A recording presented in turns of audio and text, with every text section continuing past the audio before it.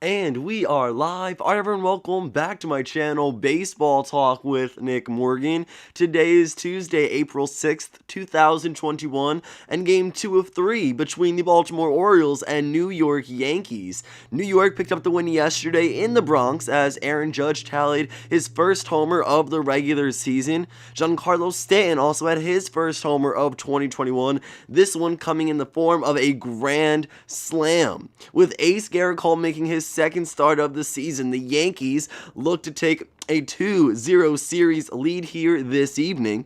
On the mound for the Baltimore Orioles is the righty Dean Kramer. Let's go ahead and take a look at Baltimore's starting lineup here in Game 2 in a 3-game set between the Baltimore Orioles and the New York Yankees. This game is set to kick off in just a few moments. It was slated to be a 6:35 Eastern Time first pitch. That has not been the case quite yet, but just momentarily this game should be underway.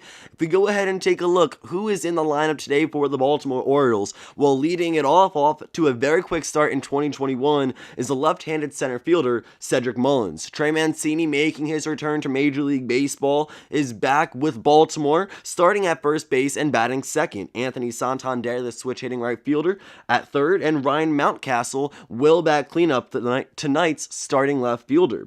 Rio Ruiz, left-handed second baseman, will bat fifth, followed up by Maikel Franco, third baseman for the O's, who was slotted sixth. Freddie Galvis, Pedro Severino, and Chance Sisco will finish things out for the O's here this evening. Freddie Galvis at shortstop, Pedro Severino behind the plate, and Chance Sisco, tonight's designated hitter. Now, they have to face off against Gerrit Cole, ace of the New York Yankees pitching staff, who has already made his 2021 season debut. It was the opening day start for the New York Yankees against the Toronto Blue Jays, in which the game ended for him in a no decision. Him and Hyunjin Ryu both had excellent outings.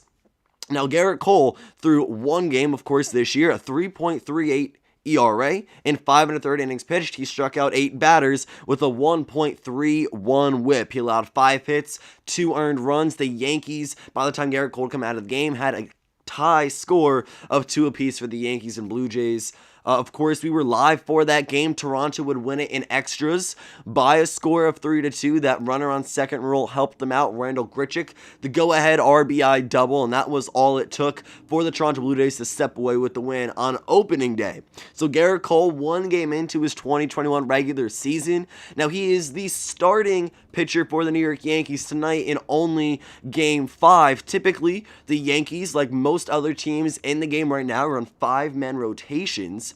But because the Yankees had that off day right after opening day, so Thursday start of the season, Friday there was no game, Gerrit Cole still had his normal rest time.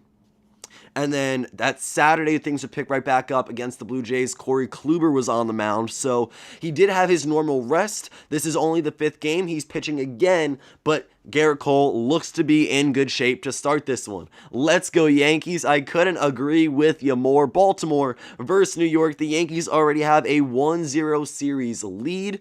Gerrit Cole is on the mound. He's just about ready to go. Cedric Mullins in the box, and the first pitch of this ballgame is just upstairs for ball 1.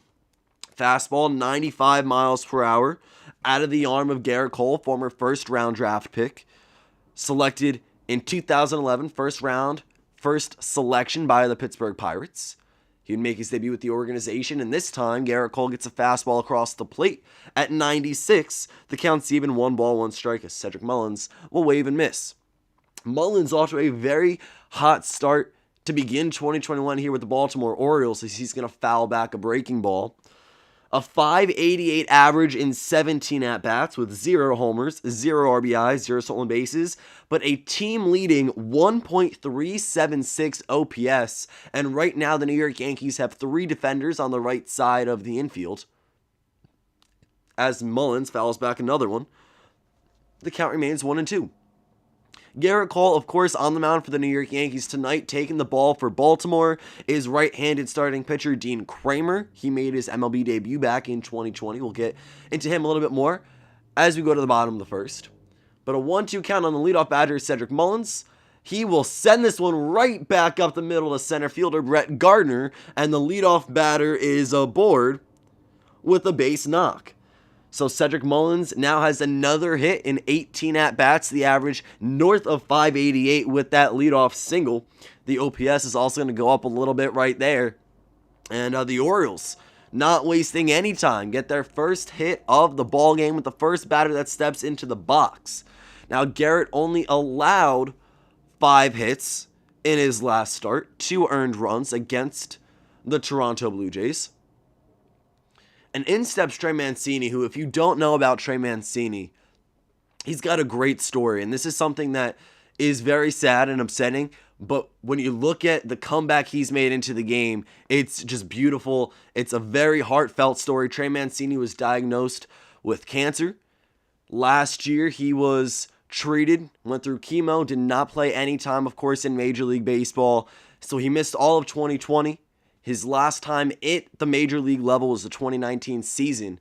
But here he is in 2021. He's already got 16 games under his belt this year. Getting ready to get back to work. He is cancer-free. So congratulations are in order to Trey Mancini. And he starts his at-bat off at 1-0. Welcome back, Trey. So Mullins on first. Mancini up ahead 1-0 in the count. And Gerrit Cole will deliver to home plate. This one, 97 miles per hour up and in. Mancini will not get a piece of it, so the count goes even. Now, behind the plate for the New York Yankees today is backup catcher Kyle Higashioka. Now, Boone said this was a scheduled day off for Gary Sanchez, that it's not because they're going back to that personalized catcher ordeal we saw last postseason, specifically between Cole and Higashioka. Just happens to be that Gary was due for a day out of the starting lineup, so Kyle is in, and that falls on a Gerrit Cole start. Another breaking ball, outer third of the plate. Mancini will not go ahead and make contact. It's 1-2. Let's go ahead and take a look at Gerrit Cole, his pitch mix. He's got a 4-pitch arsenal, the 4-seam fastball, slider, changeup, and curveball. He likes to elevate the 4-seam fastball, throw the high heat, 95, 96, 97 miles per hour, sometimes higher on a good day. His 4-seam is his primary pitch. He throws it 46.4% of the time, and Kyle Higashioka attempts to pick off Cedric Mullins as he steals second, but it is not in time. DJ LeMahieu cannot keep the ball in the glove. So Cedric Mullins with a stolen base, and now there is a runner in scoring position for the Orioles here in the first. Keep it up. Success will come. Thank you very much. I appreciate it. So back to Gerrit Cole and his pitch mix. That 4-seam fastball he's going to head to more often than not at 46.4% of the time. The slider is his main breaking ball and off speed at 27.8%. The changeup 14.4%, and that curveball, he doesn't use it very frequently, or at least not as much as he has in years past. But he likes to go down with that curveball, make a break below the zone. Of course, that comes in at 11.3% of the time. This pitch gets past Kyle Higashioka. It's a fastball that bounces in front of home plate, 99 miles per hour though. So the count goes full, and because it gets all the way to the backstop, Cedric Mullins advances to third base. So now just 90 feet away, the Orioles are threatening very early on. The first batter of the game, all he needs is a sac fly to go ahead and plate the first run of the ballgame. Trey Mancini in the full count will swing and miss at what looked to be an off-speed pitch down and away. There's the first strikeout for Gerrit Cole this evening. He racked up 8 in his first start against the Toronto Blue Jays. So 1 out here, 1 strikeout for Gerrit Cole. Here comes the switch-hitting bat of Anthony Santander. Starting today in right field for the Orioles, a big RBI opportunity. But Santander already has 4 runs batted in here in 2021. The infield is playing in on the grass. And let's go ahead and take a look at the starting defense tonight for the New York Yankees. Now, a little bit of an interesting tidbit here. As we move from left to right in the outfield, we have Clint Frazier, Brett Gardner, and Aaron Judge. So not necessarily the main point being that Brett Gardner's in center field. We know he can play all three spots in the outfield defensively, but as we will later see, Gardner is actually hitting third in the lineup, breaking up Aaron Judge and Giancarlo Stanton. So Yankees fans had quite a bit to say about that move by Aaron Boone. But again, left to right in the outfield, Clint Frazier, Brett Gardner, and Aaron Judge. Jay Bruce at first base, still Luke Voigt on the 10-day injured list. DJ LeMahieu at second, Gio Urshela at the hot corner, Gleyber Torres filling in at shortstop. As Santander grounds this one to Jay Bruce, he throws it home, and Kyle Higashioka makes the tag. Great heads-up play, Bruce to Higashioka. Potentially saves a run right there, assuming the Orioles do not try to challenge and see he is overturned and actually safe. It took Higashioka a second to apply the tag. He kind of stumbled a little bit before putting the glove on Cedric Mullins' shoulder. At the moment, it's a 3-2 fielder's choice. Santander will reach first either way. I unfortunately cannot show the game because of copyright reasons, but I am here to go ahead and give you play-by-play coverage. Hopefully the audio component is helpful for you guys that cannot watch it right now. And the Orioles do not challenge Anthony Santander with the fielder's choice. Cedric Mullins out on the 3-1 fielder's choice.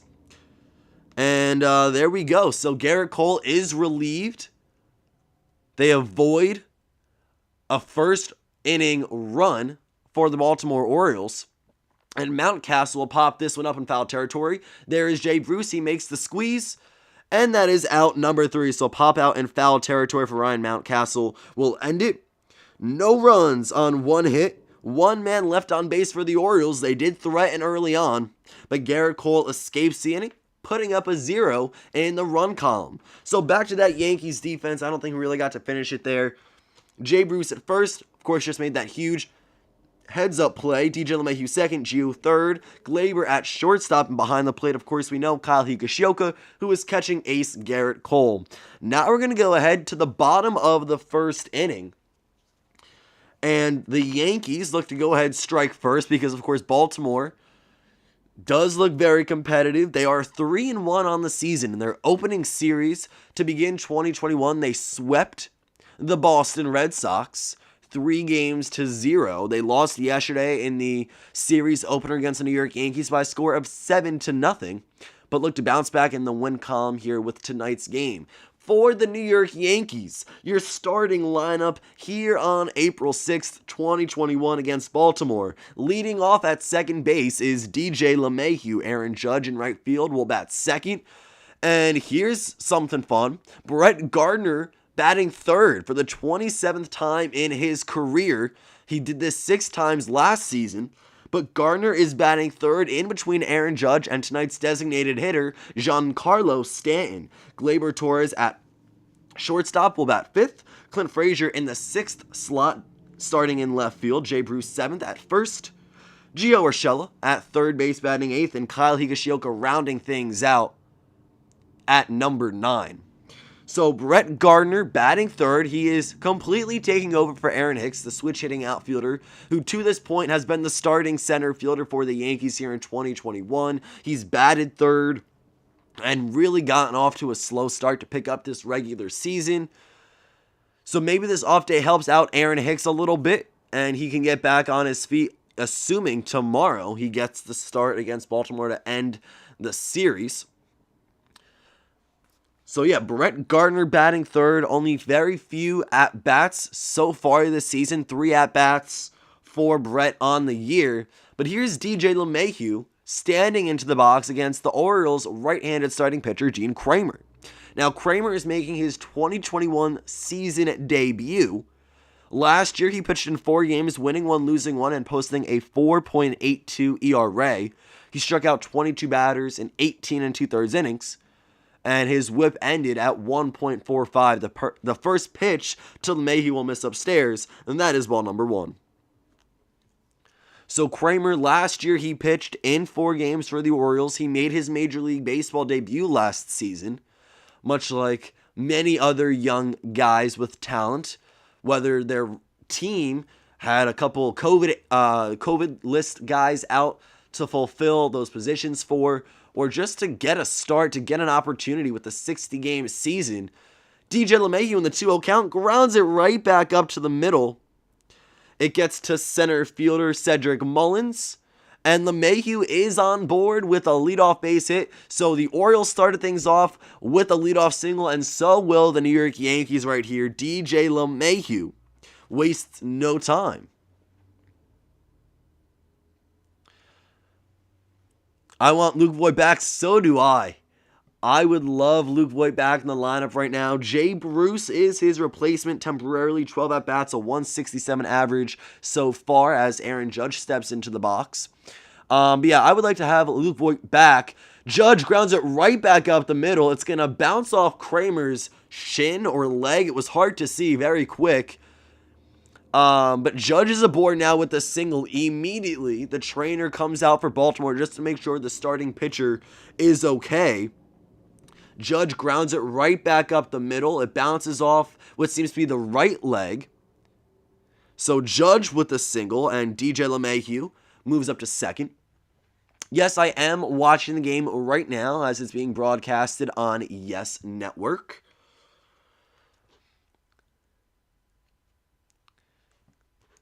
Yankees need to sweep Orioles. I sure hope they do. A very tough series against the Toronto Blue Jays. The bats did not seem to break out early on. They did struggle, very minimal runs throughout all 3 games. But last night, 2 home runs, one from Judge, one from Stanton. Aaron Judge with his first homer of the year. Giancarlo Stanton, a 471-foot grand slam, as the trainer is still out with Kramer making sure he's okay. But both guys did extremely well at the plate, registering their first long ball of the season. And just something to note, when Aaron Judge and Giancarlo Stanton homer in the same game, the Yankees are 8-0. So when Judge and Stanton both go yard at the same game, the Yankees are undefeated. So here is Dan Kramer still kind of walking things off a little bit, making sure he is okay. Due up is Brett Gardner, the starting center fielder tonight for the New York Yankees. Now, Boone said having Gardner in the lineup to mix up Judge and Stanton to separate them a little bit was going to be helpful. He's a left-handed bat.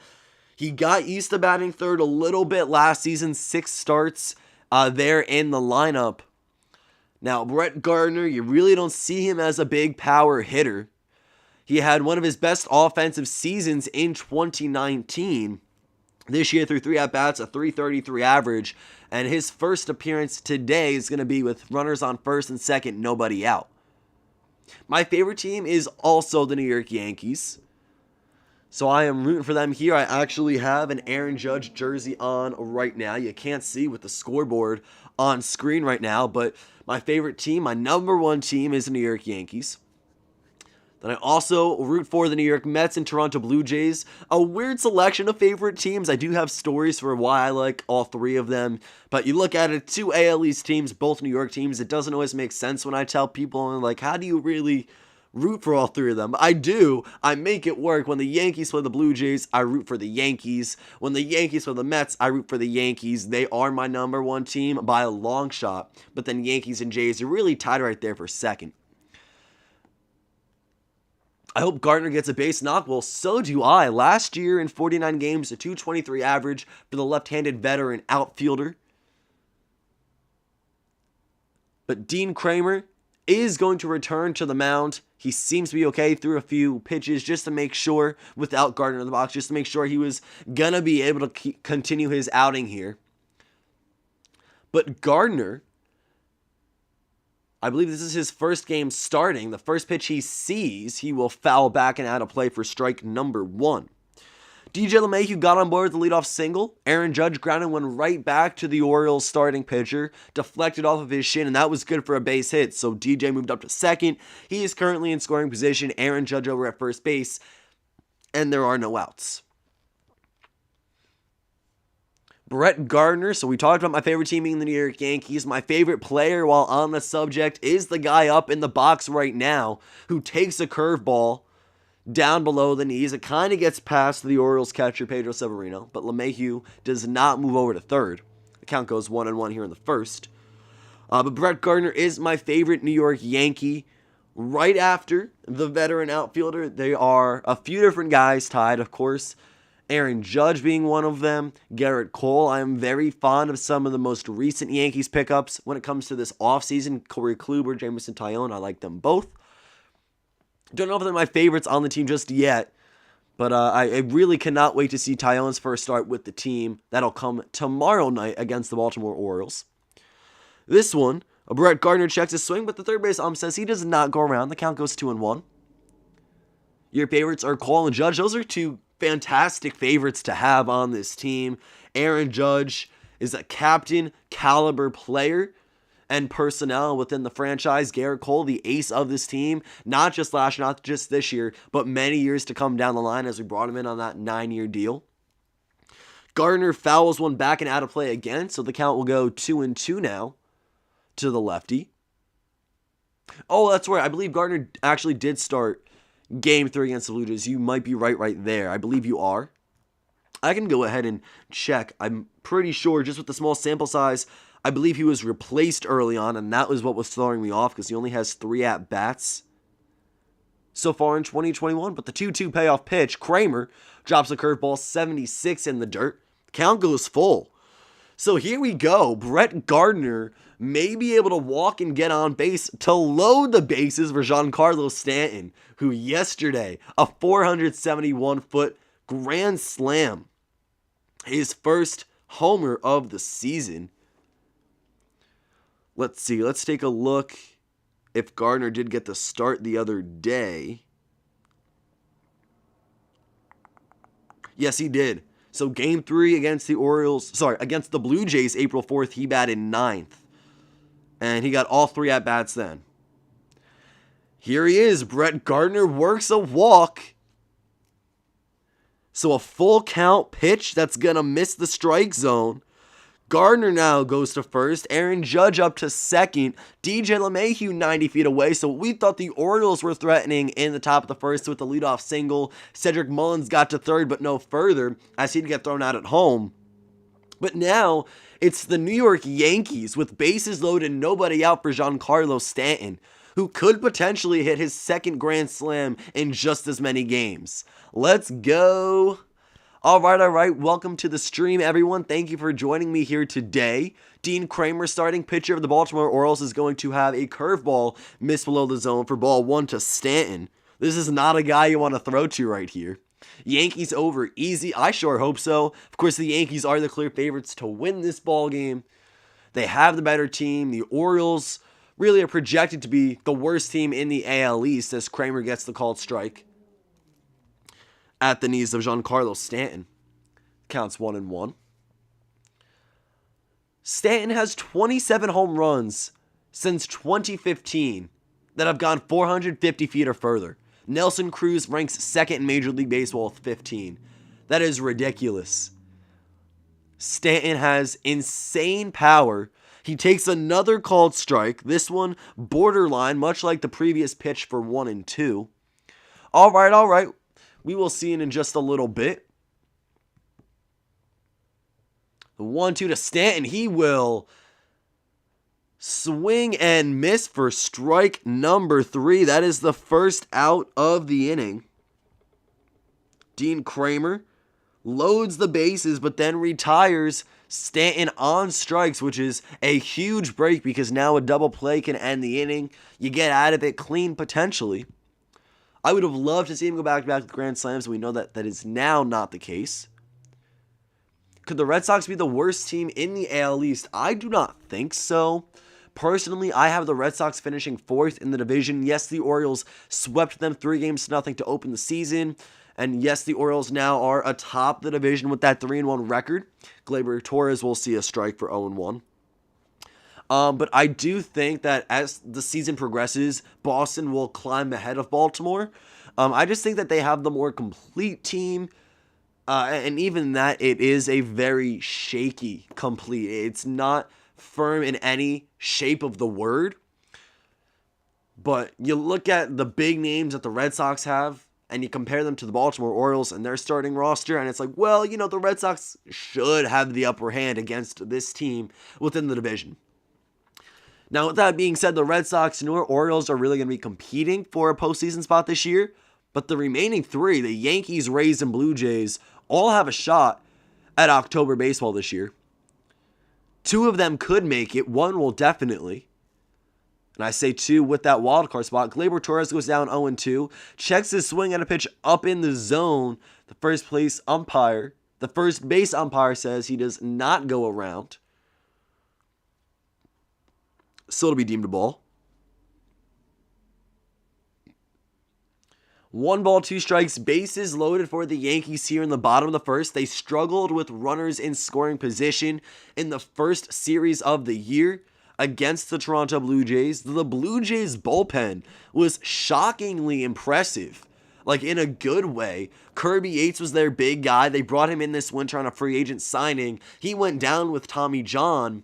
But then Julian Merryweather was a huge name in the later innings for them. Picked up 2 saves already this short time into 2021 in the season. Julian Merryweather, a couple other big names for the Blue Jays who we really were not expecting a lot out of, who dominated the Yankees lineup in these first 3 games of the year. Now, Gleyber Torres fell behind in the count early on, but now it is 3 balls, 2 strikes. And let's hope for an RBI base hit here from Gleyber. Dean Kramer, tonight's starter for the Orioles, has a 4-seam fastball, curveball, cutter, sinker, and changeup. He does not frequent the changeup. He uses it less than 3% of the time. Gleyber fouls one back. Count will remain. So the changeup is his least used pitch for Dean Kramer. Then you go to the sinker, 11.6% usage. The cutter at 19.1% of the time, but his bread and butter is the 4-seam fastball and the curveball at 39.6% and 27.2% respectively. Now, in 2020, the 4-seam fastball came in pretty much at 92, 93 miles per hour. You had the curveball at 75, cutter 87, sinker 93, sinker 93, and changeup 85.4. Now, Torres checks his swing on what would have been ball 4, and Pedro Severino, Orioles catcher, looks down to first base for the umpire's second opinion, and the first base ump says he went around. So instead of a walk that would have brought in a run, it's going to be back-to-back strikeouts now for the New York Yankees. Giancarlo Stanton and Gleyber Torres both go down swinging. Now, that right there was interesting. The first base ump said Torres went around. It looked close. And the Yankees missed out on their first run or first few runs of the game very early on. Clint Frazier starts his at-bat with the check swing. And again, we go down to the first base umpire who deems it a full swing for strike number 1. Clint Frazier has bounced around the lineup these first 4 or 5 games of the year. Aaron Boone, not sure where he wants to put him just yet. He was batting 9th, batting 7th, now in the 6th spot. And this is a called strike, 0-2. So Clint Frazier, 0-2 count, bases loaded, 2 outs. The Yankees had the bases loaded with nobody out, and they have been unsuccessful to this point to bring in a run. I am not sure if you can get yes on that. I have yes right now just with my cable subscription. And Clint Frazier goes down on a pitch right down the middle. He doesn't even swing the bat. So 3 strikeouts in a row. Dean Kramer will go ahead and work out of a bases loaded no out jam. 2 strikeouts swinging, 1 strikeout looking. It's 2 hits, no runs, 3 men left on base for the New York Yankees. and they waste a very big opportunity early on. We saw them struggle with runners in scoring position against the Blue Jays. And not off to a hot start here in this one. Both teams could have easily played it at least one run. They had leadoff hits to begin the first. But Cole nor Kramer has allowed an earned run, or a run for that matter, as we head to the top of the second. So for the Orioles, it's going to be Rio Ruiz, Maikel Franco, and Freddie Galvis all due up here in the away half of the inning. Ruiz, Franco, and Galvis are batting 5th, 6th, and 7th respectively in the order today for the O's. And we're going to lead things off with that left-handed second baseman. Now, in 2019, the last full regular season before 2021, I went to Camden Yards, traveled down to see the Baltimore Orioles take on the Houston Astros. Justin Verlander on the bump for Houston. And in that game, the Orioles would go ahead and walk it off courtesy of a Rio Ruiz homer. They were able to stun the Houston Astros. Verlander did not pick up the win. He had a great 2019 season and was not able to pick it up, collect the W for his home team, or for his team that individual game I was in attendance for. Rio Ruiz, his first walk-off homer, and I believe that was my first time witnessing a walk-off home run, in person, of course. So Ruiz will start things off against Gerrit Cole here in the visiting half of the second. Fun little story right there I thought I'd share, but Rio Ruiz with that walk-off home run back in 2019 against the Astros in August. Now we'll step in and see a strike against Gerrit Cole. It's 0-1. Now 3 games for the left-handed second baseman here this season. A 167 average in 12 at-bats with a 452 on-base plus slugging. He will offer and miss at a 97 mile/hour fastball. So Cole jumps ahead 0-2 to start.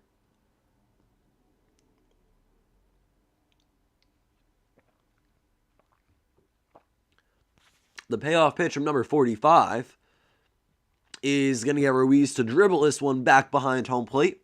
For a foul ball, we try again at 0-2. So we are scoreless here going into the top of the second. Yankees squandered a bases-loaded, no-out opportunity in the home half of the first. And Cole, we look back to his first start of the season. It wasn't bad, only 2 earned runs against a Toronto Blue Jays lineup that can absolutely mash the baseball.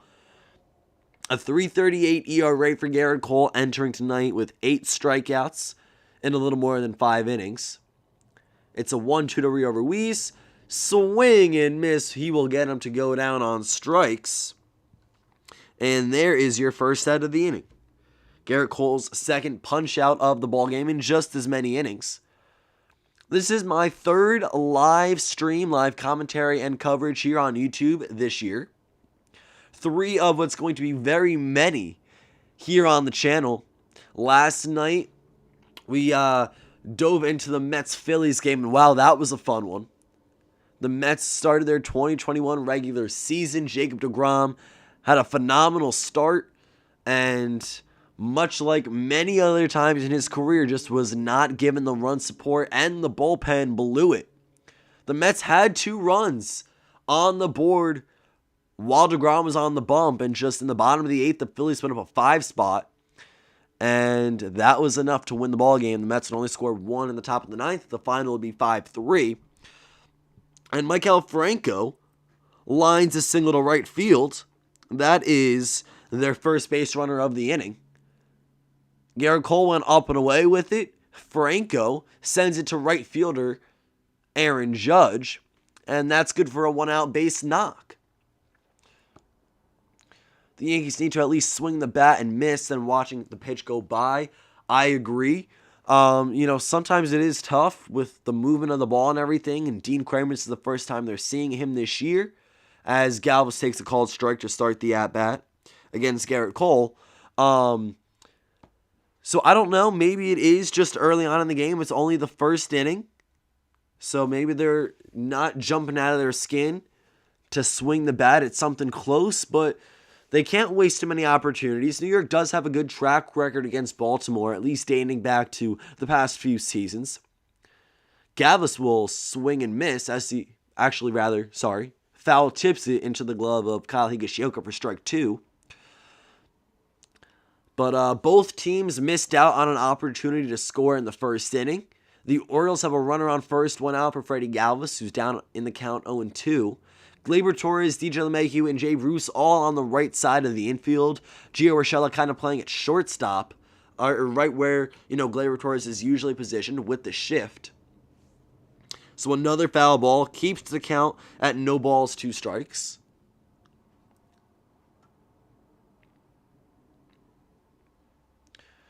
Gerrit Cole has thrown 26 pitches here through 1 1/3 innings. Last year, he went 7-3 through 12 starts, the ERA at 2.84 to end the year. The payoff pitch to Galvis is going to miss downstairs. It's 1-2. So Freddie Galvis, the Orioles were able to bring in this winter, after trading Jose Iglesias to the Los Angeles Angels. Now, the Angels traded for Iglesias to fill in the gap of Andrelton Simmons, who is a free agent that would later sign with the Minnesota Twins. So Galvis is the backup shortstop, or he was brought in as the starting shortstop, but he was brought in because the Orioles lost their shortstop, because they traded him to the Angels, who lost their shortstop. So a lot of back and forth going on, but there was some good middle infield talent in the free agent offseason of 2020-2021. Marcus Semien was one. He signed with the Blue Jays 1 year, $18 million. And then, of course, Andrelton Simmons with the Twins. And Freddie Galvis will finally go down on strikes at 98 miles per hour. Gerrit Cole blows it by him for a strikeout swing and make it the third of the day for Chef G of the New York Yankees. With 2 outs and Maikel Franco on first base, Pedro Severino, the Orioles starting catcher, will come up to the plate for the first time. Severino here in 2021, 11 at-bats and a .455 batting average, one of the hotter hitters within this 9-man lineup. A 1.045 OPS, ranks second just right behind Cedric Mullins. 0 home runs, 0 RBIs, 0 stolen bases. Severino 5 for 11 on the year again, good for a .455 average. So now we have a bit of an inverse shift. We just saw 3 guys on the right side of the diamond. Now it's 3 infielders to the left, as the Yankees starting pitcher will go ahead and toss at the Orioles backstop. Curveball in the dirt makes it 1 ball, 1 strike. Kyle Higashioka behind the plate for the New York Yankees, getting his first start of the year. It'll also be his first at-bat of the season once we get to his spot in the lineup, whether that is in the second or third inning. That's guaranteed to be in the second inning because of how far the Yankees got through the first time around. Check swing from Pedro Severino. The home plate ump says, yes, he does. That is strike 2.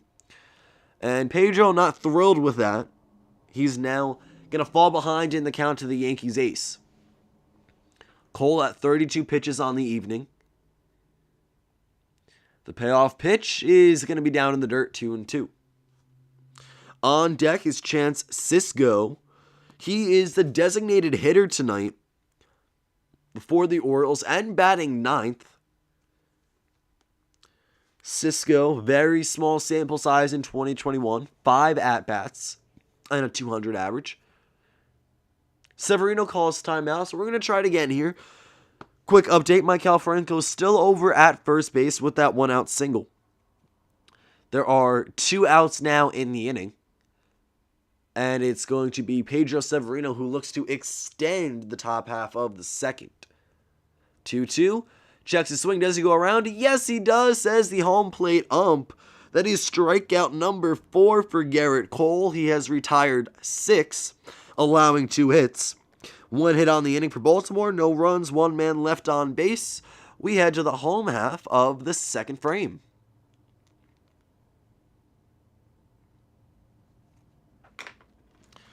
Due up for the New York Yankees, Jay Bruce, Gio Urshela, and Kyle Higashioka. If you are just joining us and you weren't watching the game in the first inning, the Yankees had bases loaded, nobody out, a LeMahieu single, Judge single, and Brett Gardner walk.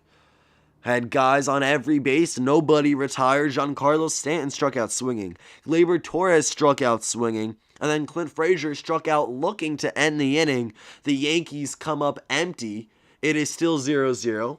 Here in the home half of the second, it's going to be the Yankees starting first baseman, at least to open the year, Jay Bruce, leading things off. Now, of course, Bruce is filling the shoes of Luke Voit, last year's Major League Baseball home run leader.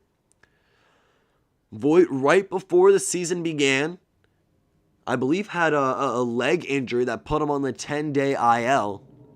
So we hope to see him back soon.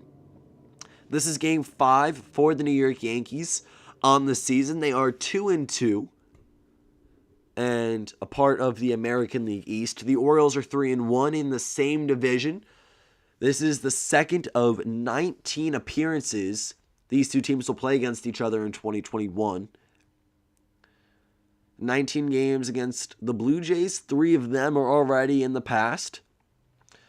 The Yanks need to have an early lead here in this ball game. They are notorious for beating up on the Orioles a little bit. You know, when these matchups do come about, it's more often than not New York who comes up in favor when the ball game is over. But an early lead definitely helps. We talked about it earlier.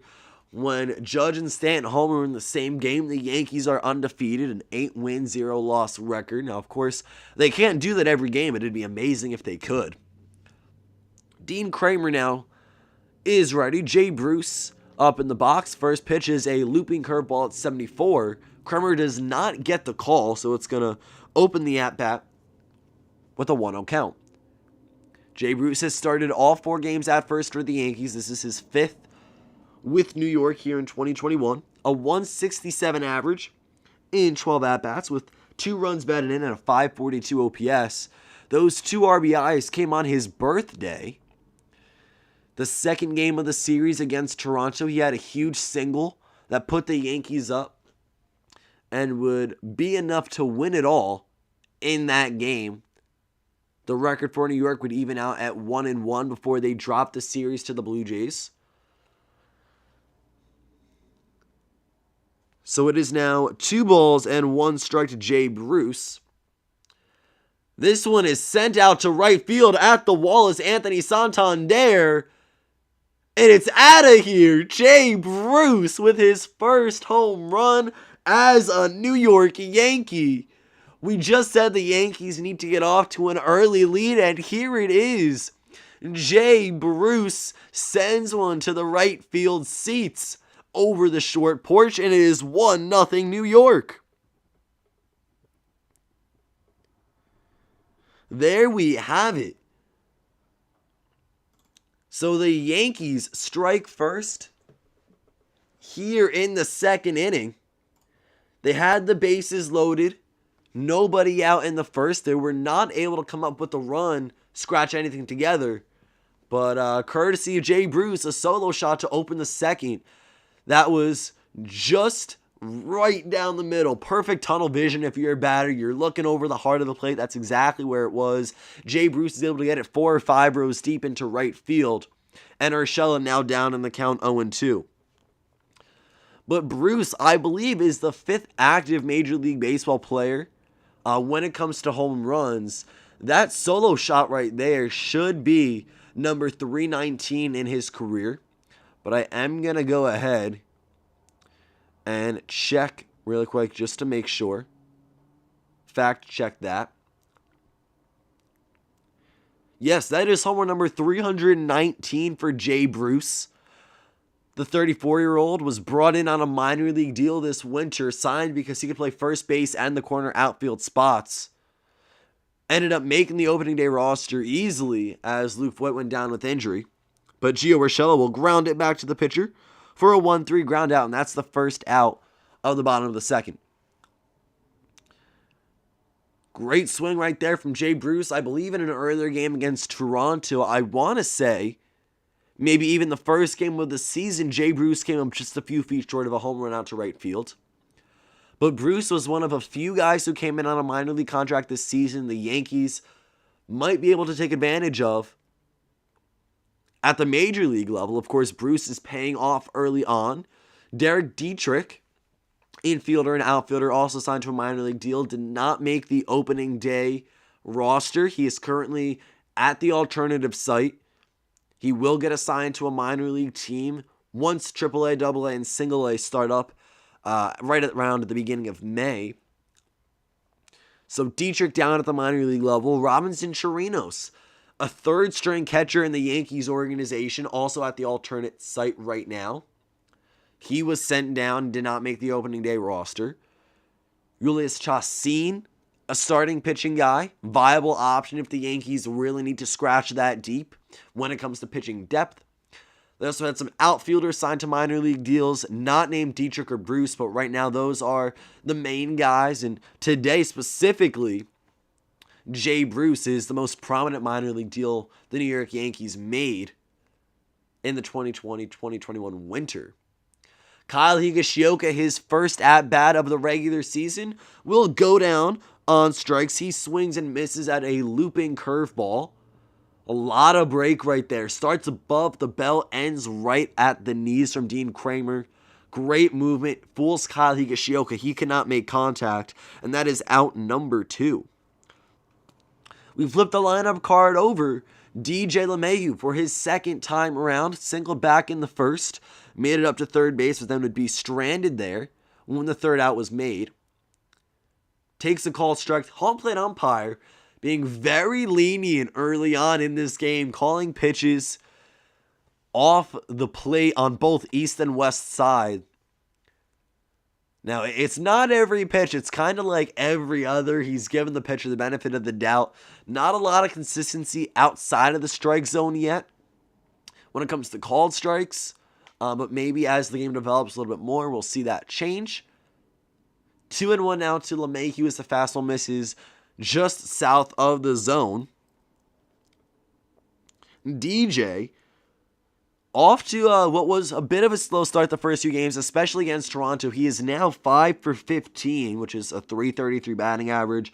Led Major League Baseball in average last season. And he will send this one to right field. Back is Santander. DJ pokes it out to right field and just misses a solo home run as it lands to the right of the foul pole. That would have been DJ's first homer of the year. Came just a few feet to the right short of making it a 2-0 ball game. The count is 2-2 here in the bottom of the second with 2 away. DJ LeMahieu up in the box. Aaron Judge on deck, if we get that far.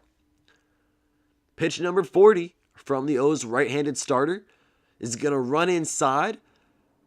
94 on the radar gun, but good for ball 3. The count goes full now to LeMahieu, who of course signed with the Yankees, rather re-signed with the Yankees on a 6-year, $90 million deal heading into 2021.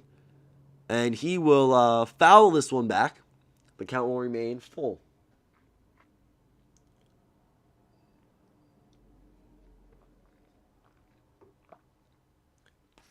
LeMahieu 1 for 1 today. Judge, who is on deck, is 1 for 1. Bases are empty. But Jay Bruce with the solo home run makes the difference right now on the scoreboard as it's 1-0 Yankees. Number 26 in the full count will send it out to center field. Cedric Mullins, running back, but just a few feet in front of the warning track, will make the grab, and that is out number 3. 1 hit, 1 run, no men left on base for the New York Yankees. Jay Bruce, player of the game so far, as he's offensively put up the only run of the game. And defensively, great heads-up play through to home to nab Cedric Mullins at the plate back in the first.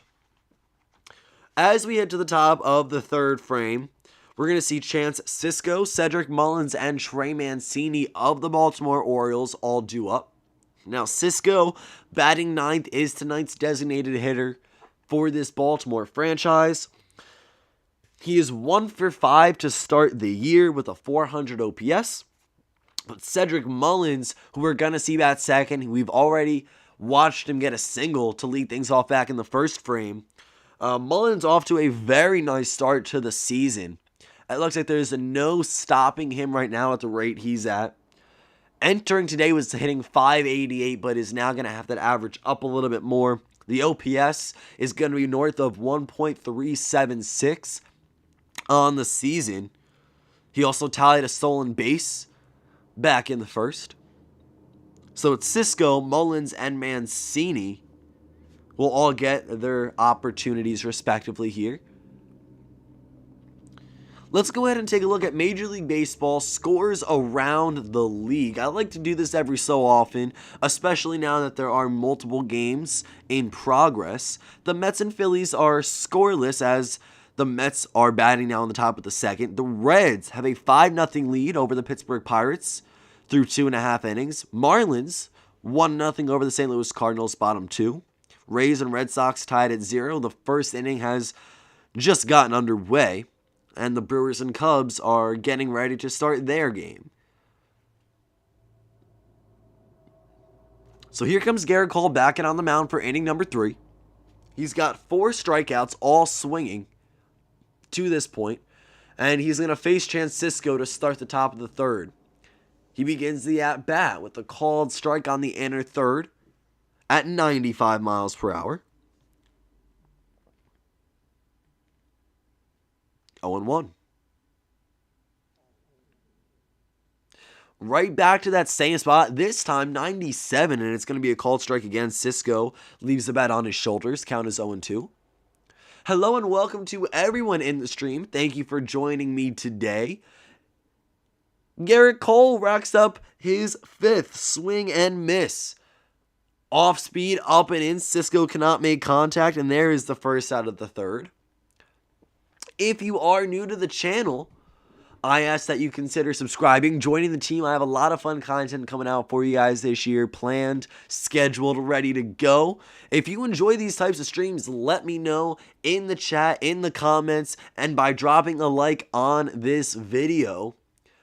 This is my 3rd stream of the 2021 regular season, but there are going to be a lot more just like this one in the future. Primarily the Yankees and the Mets. We're also going to get some Sunday night baseball in, MLB TV free game of the day baseball, so whatever teams are featured on certain days, you might watch then as well. Gonna broaden the spectrum a little bit. Last year, a lot of Yankees live streams. This is my number 1 team. I know the most about the Yankees, so it is easier for me to call a play-by-play when they are in the game. As it goes 0-2 to Mullins, who, by the way, the first strike to him was a foul pitch on a bunt attempt. 3 fielders on the right side of the diamond. But yeah, a lot of live streams for you guys this year. We are already at our 3rd through the 5th game of the season for most teams. And Cedric Mullins will swing and miss at a pitch in the dirt. There is no stopping Gerrit Cole right now. 4 strikeouts in a row. 6 on the day. And right now, the Yankees have given him a 1-run lead to work with. Cole allowed 2 earned on opening day against the Blue Jays. And the first pitch of Trey Mancini is going to be, yet again, a called strike. Starting first baseman for the Orioles is batting 176. High heat, 98 miles per hour. Cole elevated it. It was north of the strike zone, but Mancini does offer and miss, 0-2.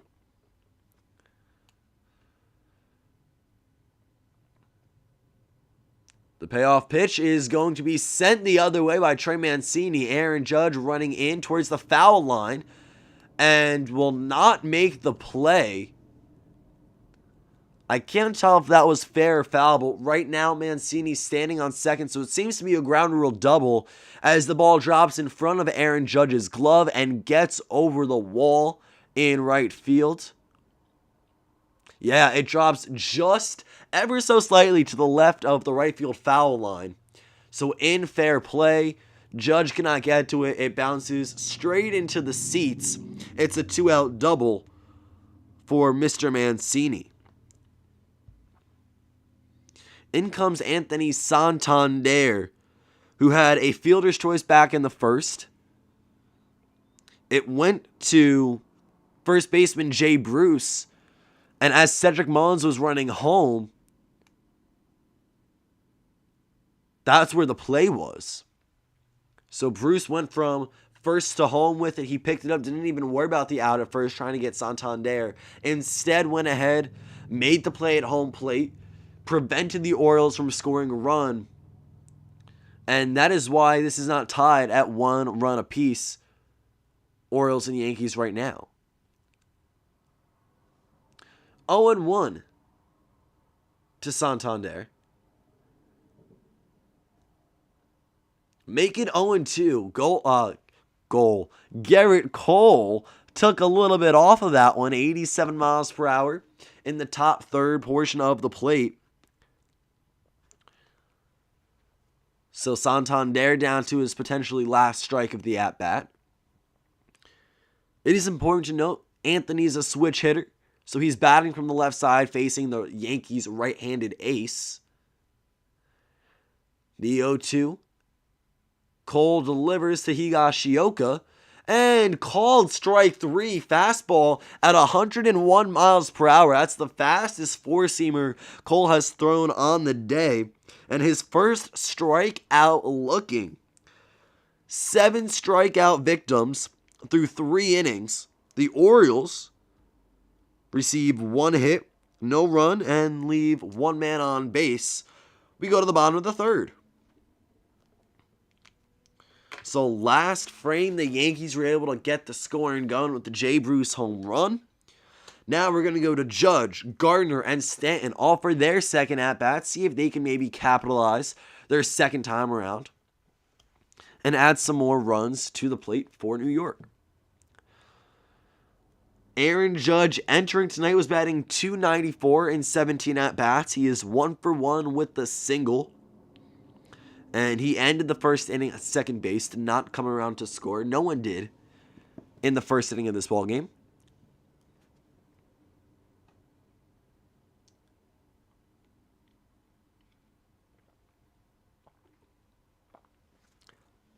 Judge, Gardner, Stanton. Again, a little bit of controversy with Brett Gardner batting third in the lineup today. That does generally go to Aaron Hicks.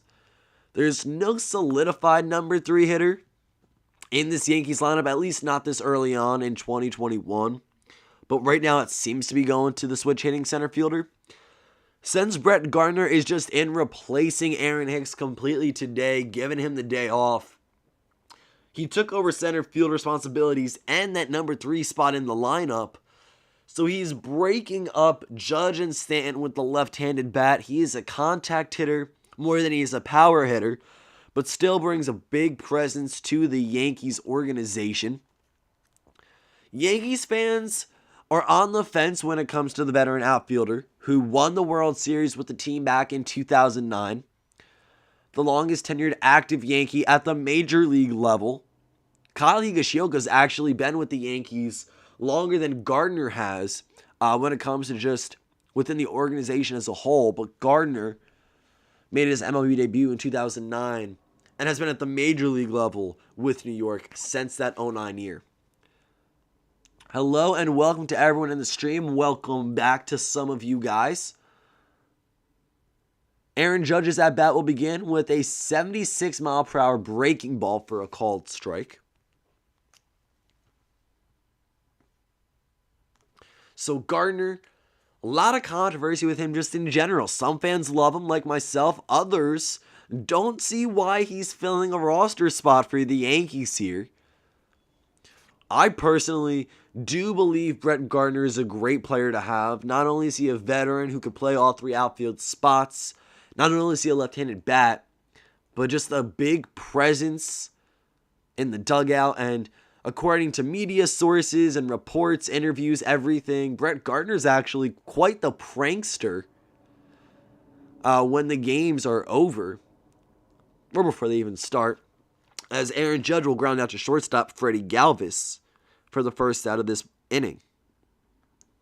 6-3, Galvis with the assist.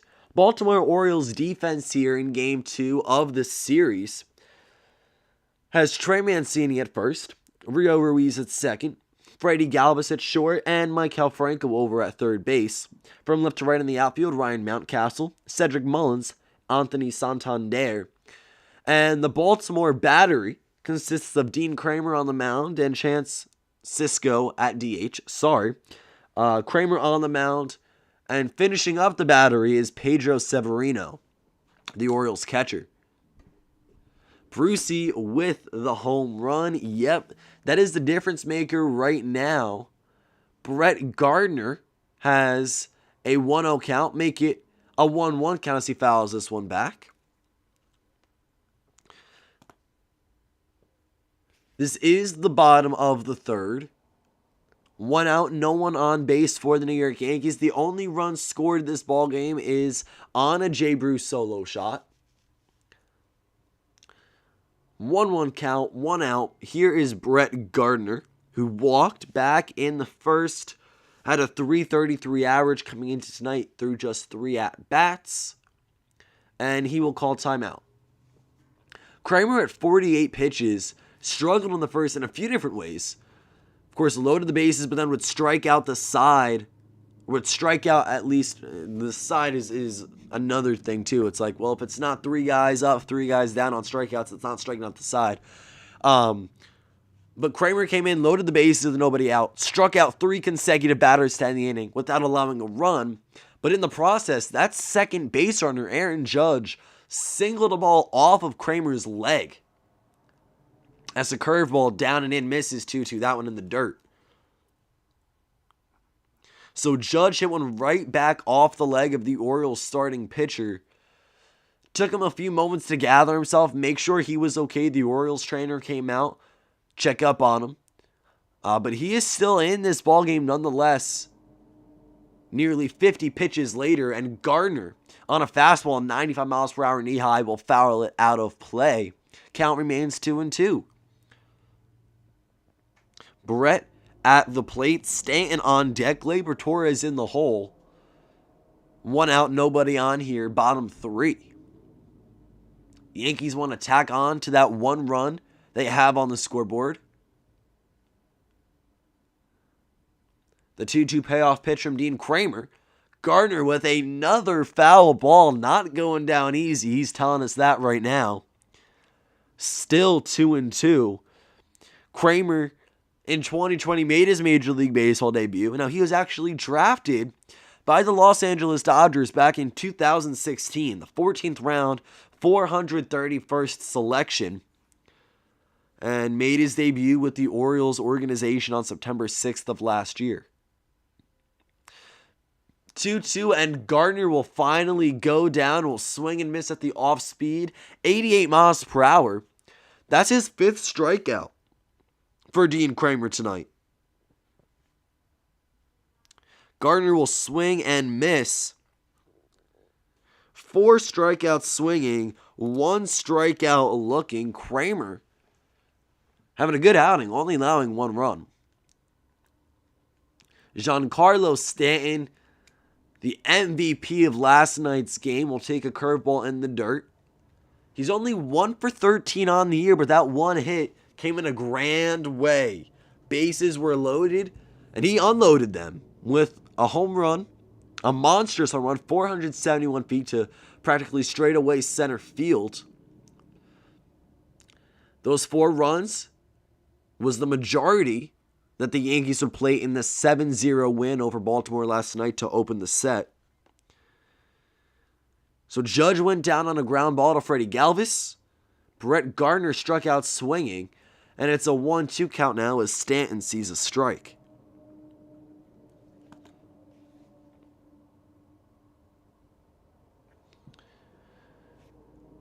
One, two to Big G.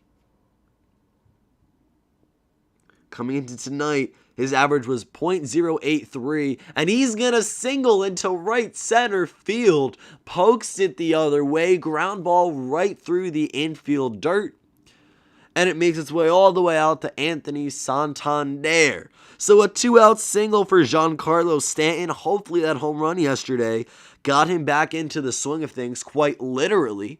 And we see that might very well be the case as he picks up a 2-out base knock.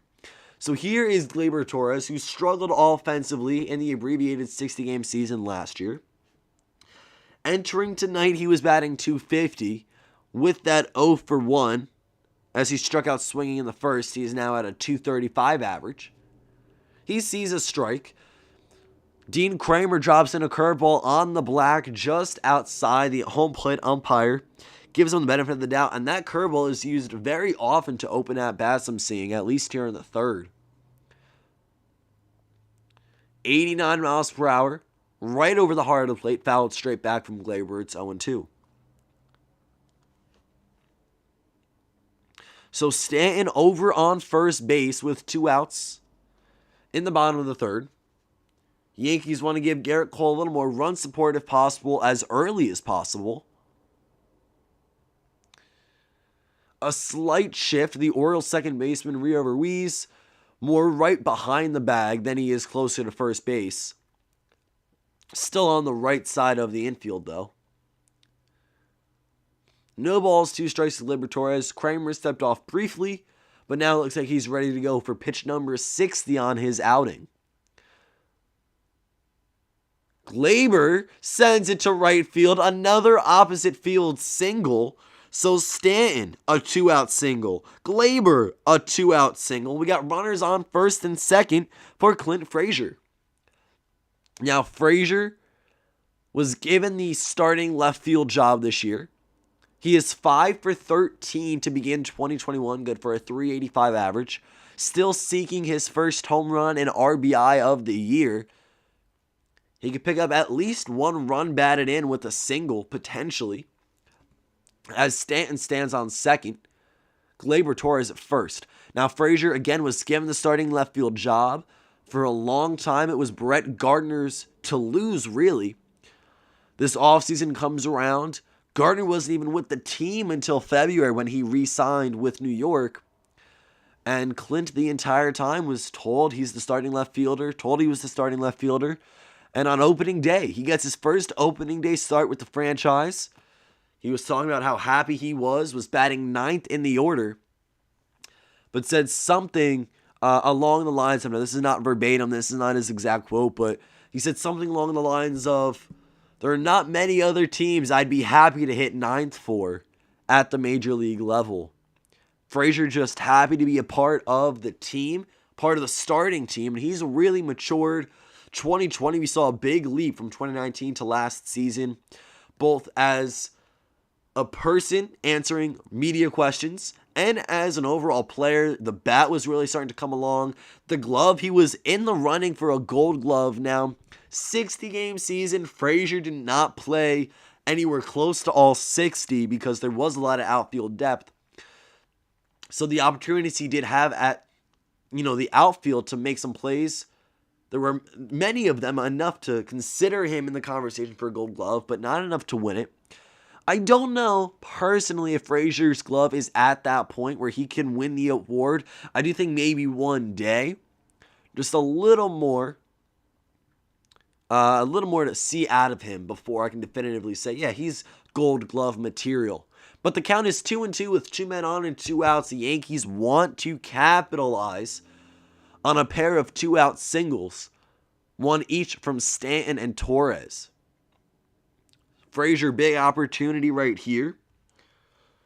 Entered tonight with a .417 average. Again, still looking for his first home run, his first RBI. His OPS throughout the first 4 games was 1.117, which is very nice. Severino called timeout to go up and talk to his pitcher really quick just to make sure they're on the same page. Because this next pitch and this at-bat is going to be a crucial one. Count is even at 2 apiece with 2 men retired here in the third. 1 in scoring position, 2 on base. Frazier is going to offer at the curveball, sky it into very shallow left center field. Freddie Galvis just a few feet behind the infield dirt will make the catch, so a pop out to shortstop to end the inning. No runs on 2 hits, a pair of men left on the bases when the third out is retired. We go to the fourth, guys. It is still a 1-0 game. Not a lot of action just yet.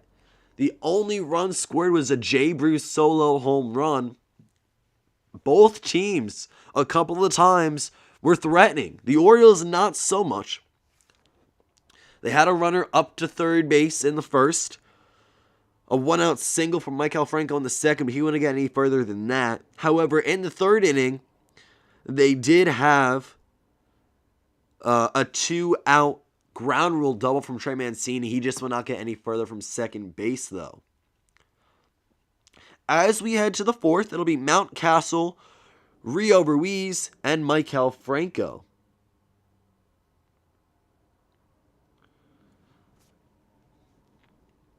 Taking a look at the box score, no runs on 3 hits, no errors for the Baltimore Orioles. The New York Yankees, 5 hits, 1 run, no errors.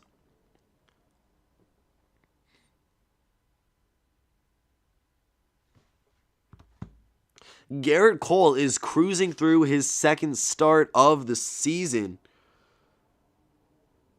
Has got a handful of strikeouts right now. 7 strikeouts in the ball game. So 7 Ks for Gerrit. He only had 8 in 5 1/3 against the Blue Jays on opening day.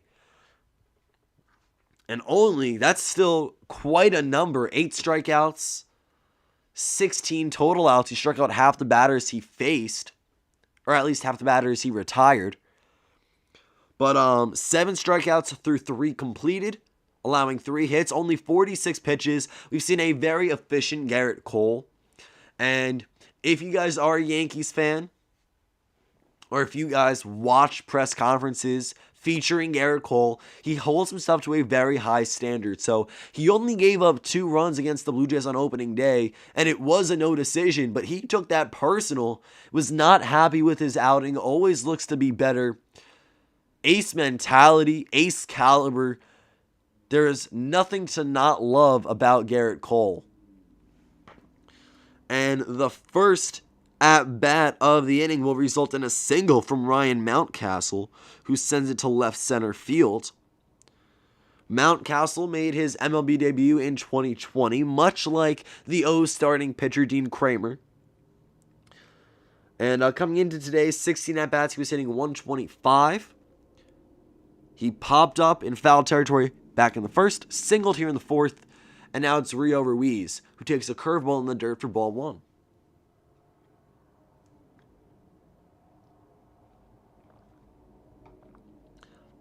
Ruiz was one of many strikeout victims who have fallen to Gerrit Cole so far in this game. Now the Yankees lead the set 1-0.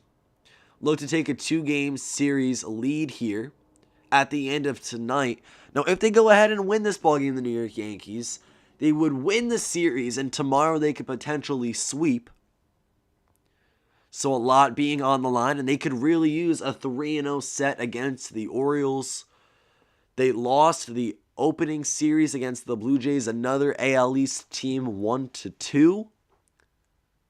Want to hop back into the swing of things. Ruiz sends it down the left field foul line, and just to the left of the foul pole, almost makes it a 2-1 ball game. Instead, it's a foul ball. The count is 1-2.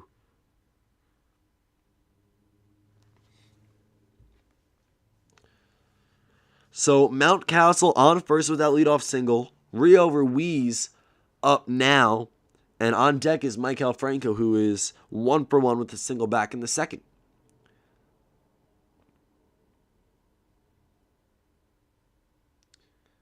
Gerrit Cole,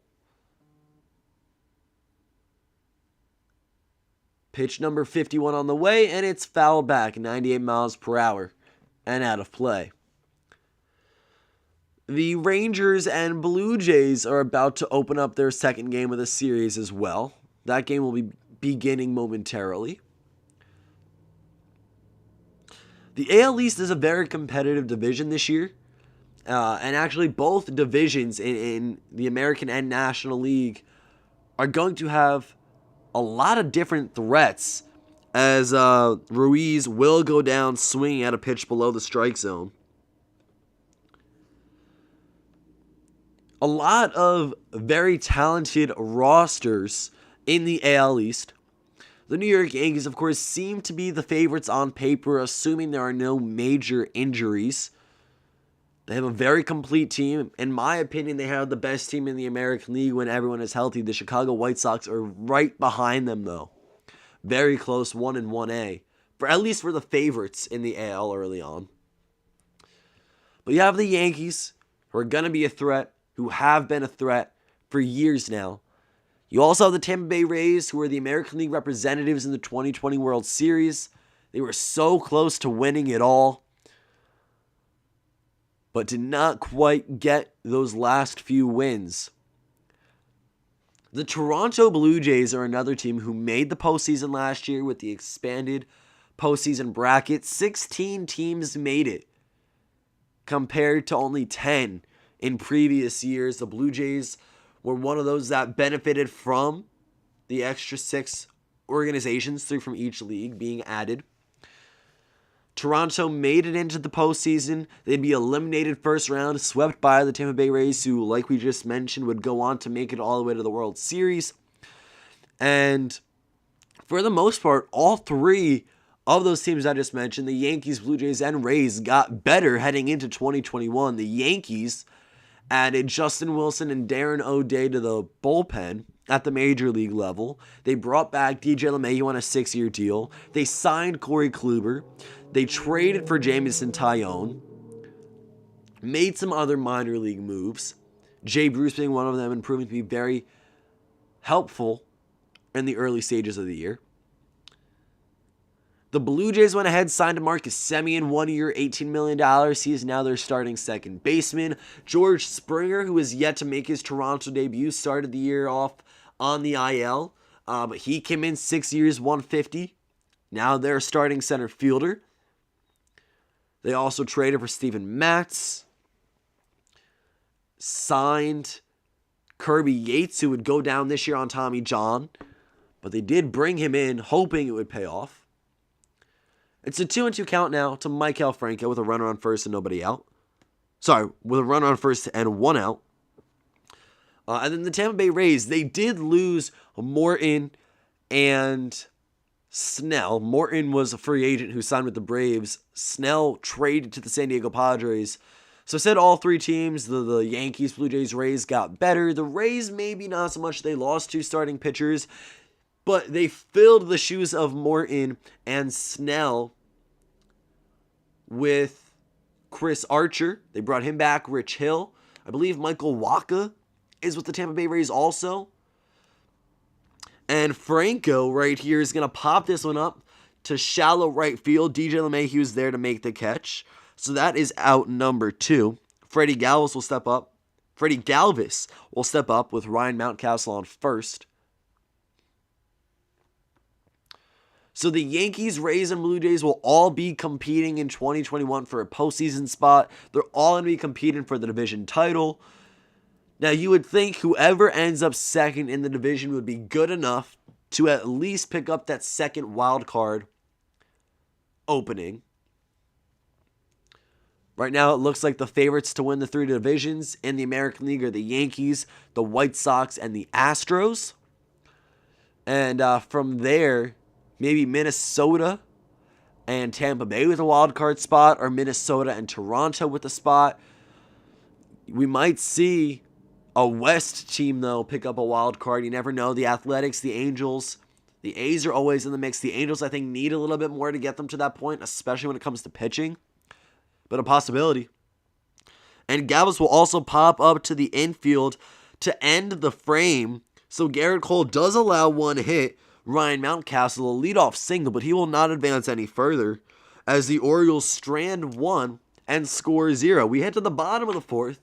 This game is chugging right along here. And for the New York Yankees, well, who do they have up? It's going to be Jay Bruce, Gio Urshela, and Kyle Higashioka. The last time Jay Bruce started an inning here in today's ball game, back in the second, he had a solo shot, and that is the difference maker, at least as of right now, in the fourth inning of this ball game.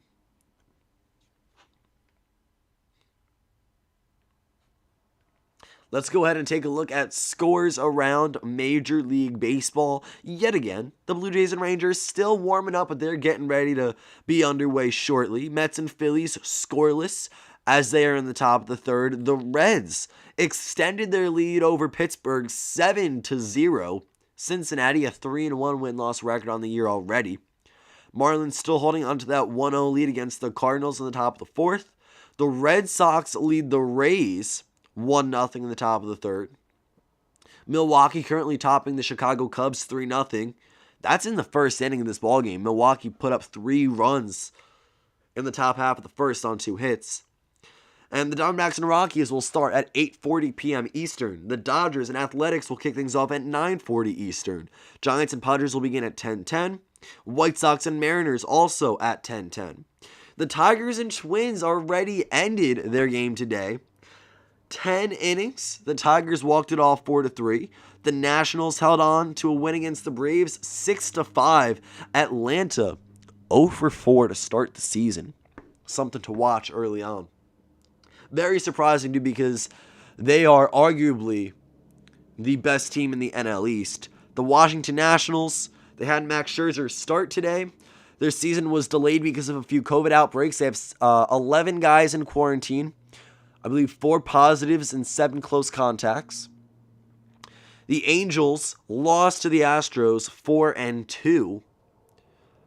And going back to this game, well, it's 1-0 bottom of the fourth, and Jay Bruce is back up for his second at-bat. He's going to take a fastball up in the zone for ball 1.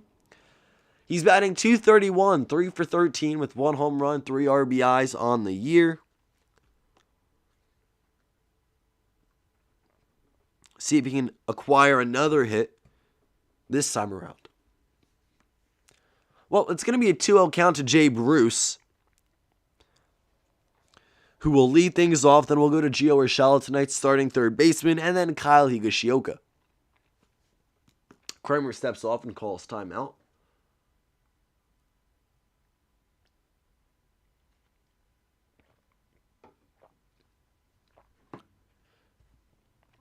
So Bruce, in a very good hitters count, up and ahead 2-0. Make it 3-0 in the count. 91 miles per hour. Will miss up and away. A leadoff base runner is huge. Now, the Yankees are a heavy home run hitting team. They rely on the long ball to score a lot of runs for them. Not always a bad thing, but when it doesn't work out for them, it's a devastating day, at least more often than not.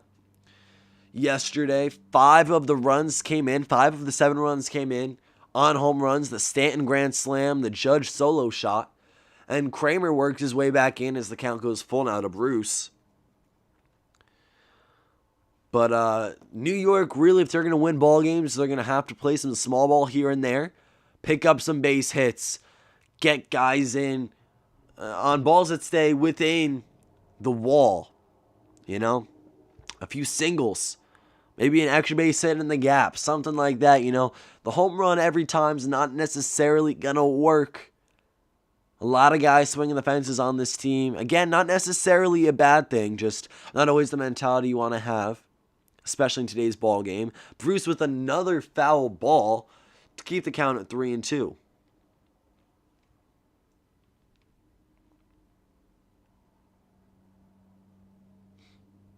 So the count is full to Jay Bruce, who leads off the inning.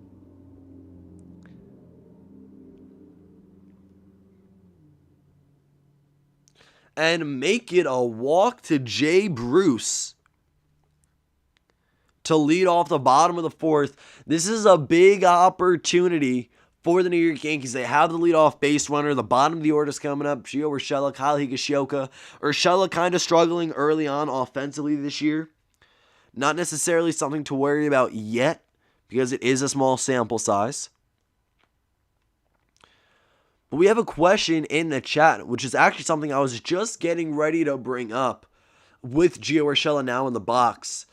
Earlier today, prior to the start of this ballgame, the New York Yankees made a trade with the Texas Rangers as New York acquired former Rangers starting second baseman Rougned Odor and cash considerations.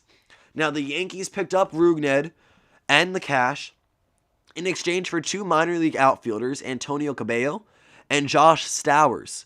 So Cabello and Stowers on their way to Texas. New York gets Rougned Odor and some money.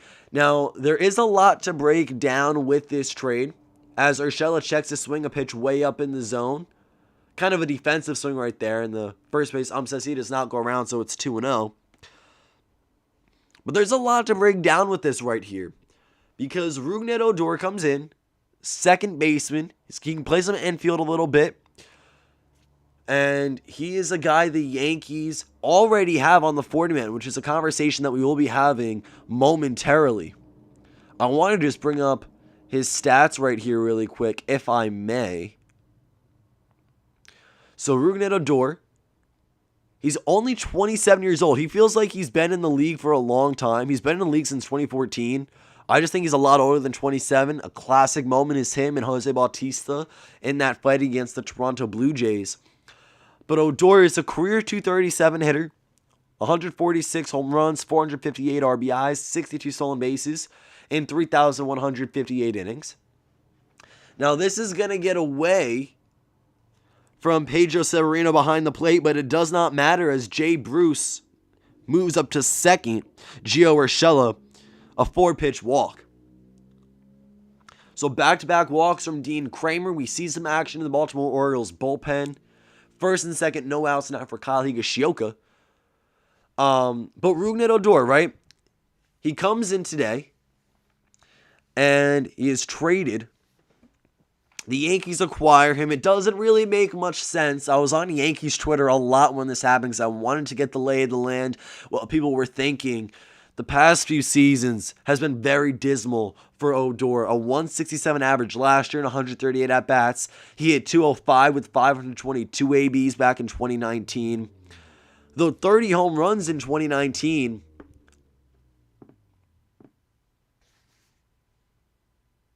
he just struggled a little bit. Average. The Yankees do like to hit home runs. Rougned Odor can provide that if he goes back to his 2019 season. But if we look at Rougned, why do the Yankees actually pursue him is the big question. Because we look at who they have on the bench in their starting lineup and in the minor leagues, as Kyle Higashioka sees a strike. 0-1.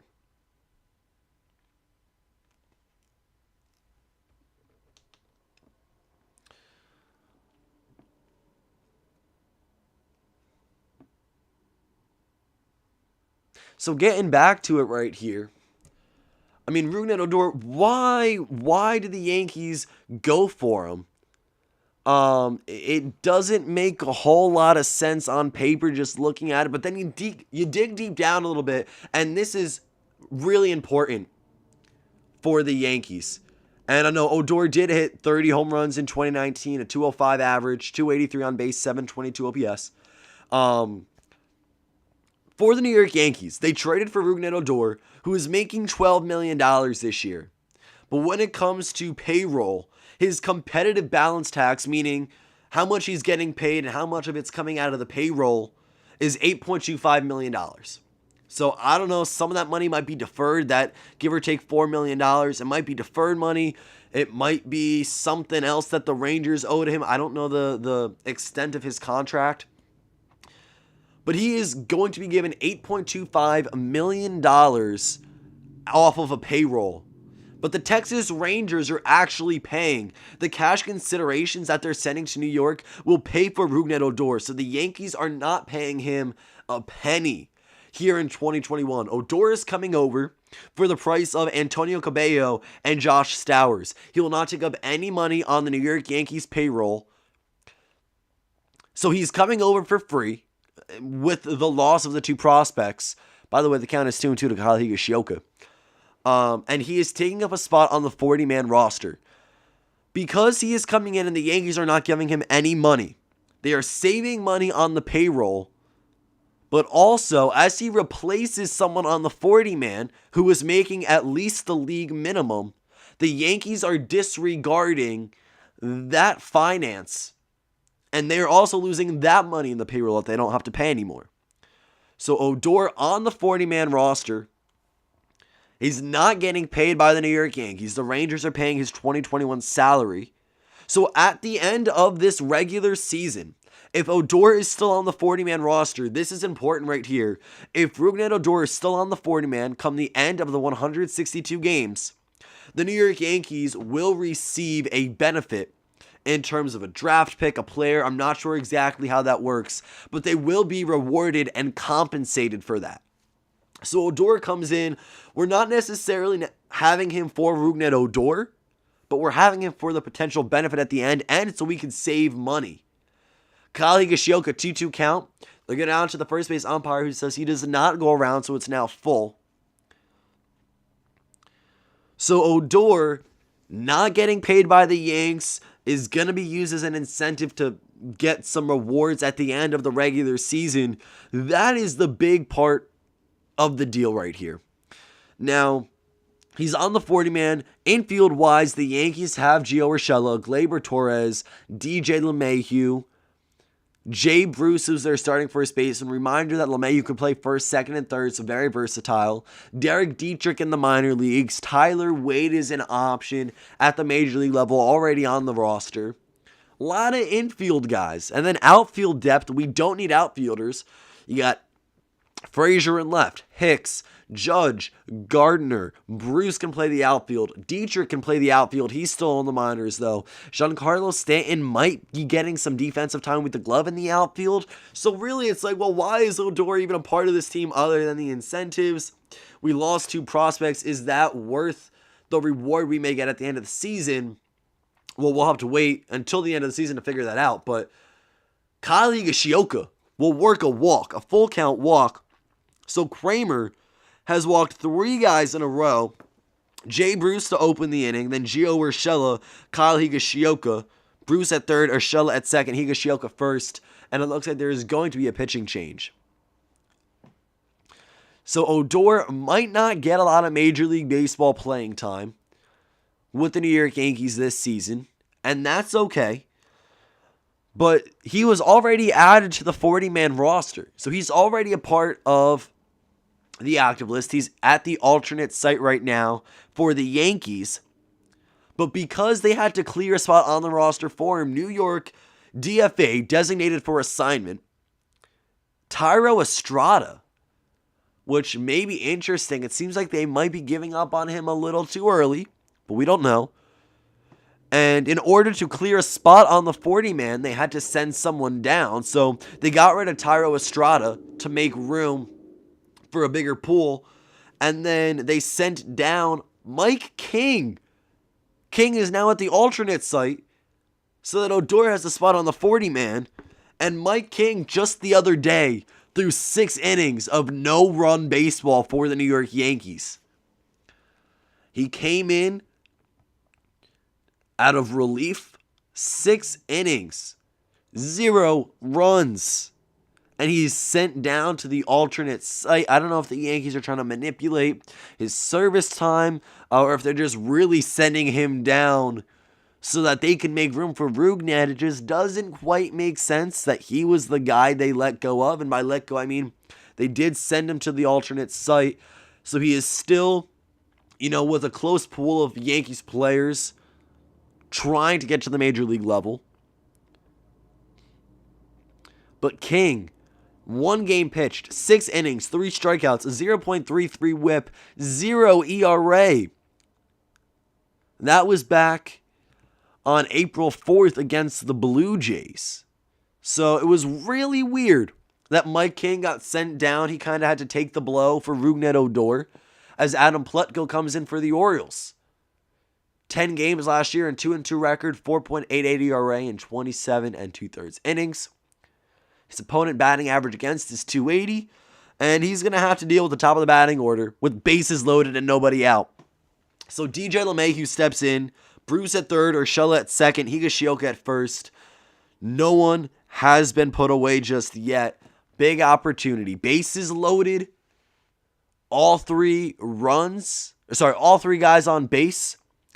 If any of them or all of them score, it will negatively impact Kramer's ERA. And the first pitch to DJ LeMahieu is a ball, 1-0. So the Rougned Odor trade doesn't make sense. Well, kind of, because the Yankees might benefit from it at the end of the year. But really, we have no need for him offensively or defensively. And we lost Mike King at the major league level to add him to the 40-man. Just doesn't make sense to me. I could have done without it as LeMahieu gets up in the count 2-0. This one also misses outside of the strike zone. But if anything, the Yankees do have a good track record with guys who underperform offensively prior to their stint with the New York Yankees. LeMahieu back up the middle. It's Galvis to Ruiz to Mancini, and that's going to be a fielder's choice double play. But DJ LeMahieu gets the RBI. So a 6-4-3. Higashioka is going to be out at second. Urshela moves up to third, and Jay Bruce scores. So a fielder's choice double play that allows Jay Bruce to touch home plate for the second time today. Not necessarily the best way to get the run across, but they still get it across, and that's what matters most right there. The Yankees take a 2-0 lead. Here's Aaron Judge, who sees a strike, 0-1.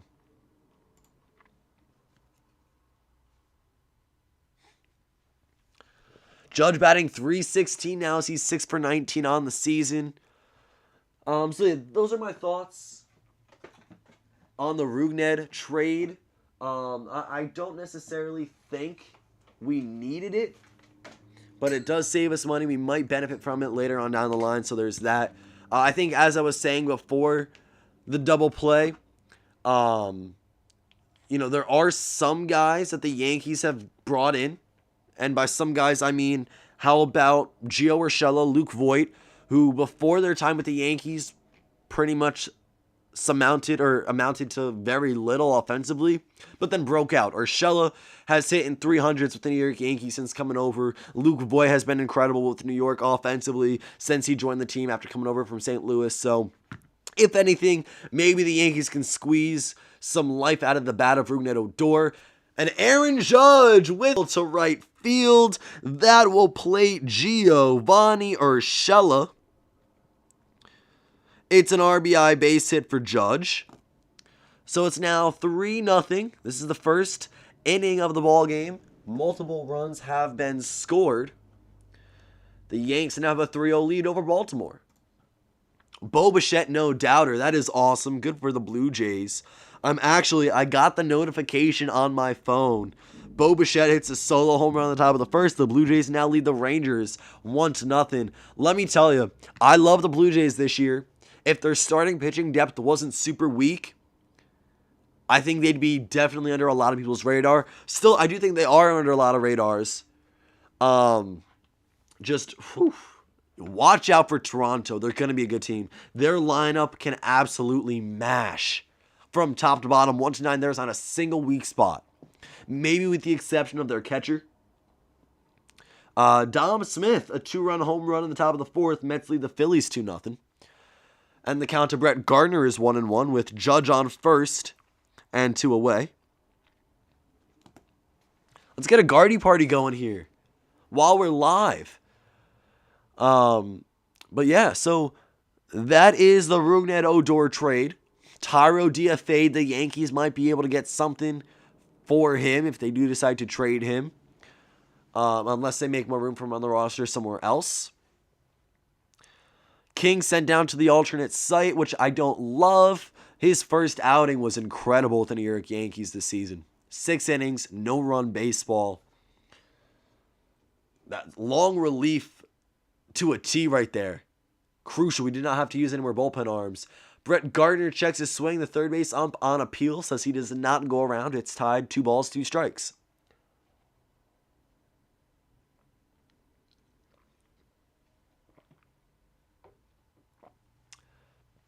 Still only in the bottom of the 4th. Aaron Judge on first. Brett Gardner in the box. 2-2 count, 2 outs. The Yankees have put 2 runs up on the scoreboard, and Stanton is on deck. Off speed, 87 miles per hour, just below the knees. And if you're in Little League, your coach tells you not to take that pitch with 2 strikes. Just ever so slightly misses the south portion of the strike zone. So the count goes full to Brett Gardner, who's already walked and struck out earlier in this ballgame. He will foul this one right back. Pedro Severino, it looks like it hits off of his gear, his leg. I can't tell. Maybe they'll show a replay, but the count remains full. So big inning for the Yankees. They plate 2. They might not be done yet. Judge on first. Gardner full count, 2 outs. It's 3-0. If the Yankees win this ball game, they take the series 2-0, with the finale being tomorrow night. Then I believe it's on to Tampa Bay and then back with Toronto for the next 2 series. Gardner sends one to right field. It's going to be a single. Santander gets it before it hits the wall, but Brett Gardner with a 2-out double. Aaron Judge does not score. He does move up 2 bases. So 2-out rally right here. 3 walks to start the inning. 1 to Bruce, Urshela, and Higashioka. DJ LeMahieu came up with nobody out. He grounded into a double play, fielder's choice. Jay Bruce would score. Then Judge with an RBI single on 2 outs. Gardner with a 2-out double. So second and third for Stanton, who first pitch he sees pops up, foul and out of play. Keep the inning alive, maybe add on some more runs. Bigger opportunity for the Yankees than it was just moments ago. Great at-bat by Brett, and you know you're going to get that every time up. Full count, walk back in the first.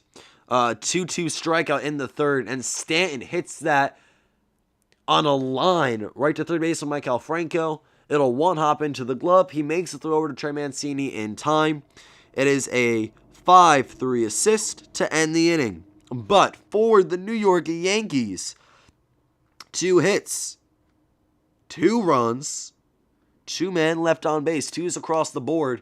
It's a 3-0 game in New York's favor. We head to the 5th.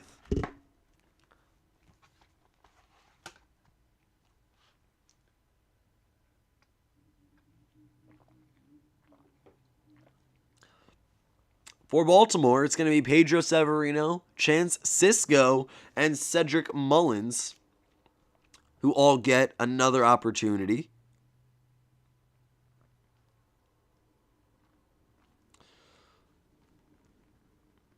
Severino struck out swinging in the second. Sisco struck out swinging in the third. And Mullins struck out swinging in the third with a single in the first. A lot of guys have gone down via strike 3 against Gerrit Cole. 8 strikeouts, 7 of them, he got the batters to wave and miss. So 7 swing and miss strikeouts. He only rung up, let's see who it was right here. Who did he get looking? Only 1 strikeout looking. It is slipping my mind right here. I just noted them all as strikeouts in my scorebook. That's an error on me. But 8 strikeouts for Gerrit Cole. And the Nationals, their first game of the season, Juan Soto with a walk-off RBI. So the Nats beat the Braves 6-5, and that's one of the biggest storylines to open up the week.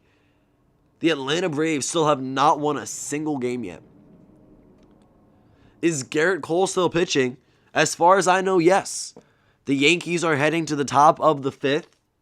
I have not gotten a notification saying Gerrit Cole is out yet. I don't think he should be.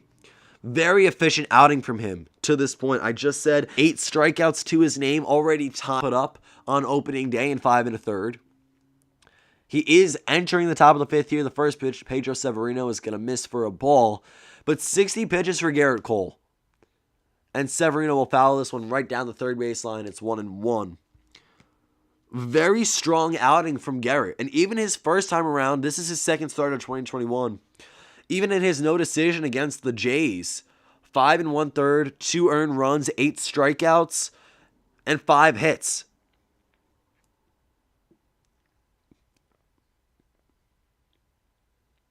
It was a successful outing then, just the Yankees couldn't get the win for him. He holds himself to a higher standard, so he was not thrilled with the 2 earned runs he gave up. And maybe as Yankees fans, we expect a little more out of him, but not a bad start for any other pitcher in Major League Baseball if that was them on opening day. Severino is going to ground out to the left side of the infield for the first out of the 5th. And here's Francisco.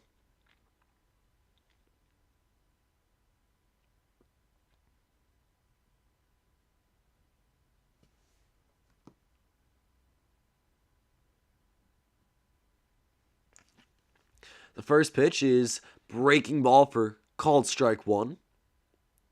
The next, 86 miles per hour up and away, will miss. So it's 1 ball, 1 strike.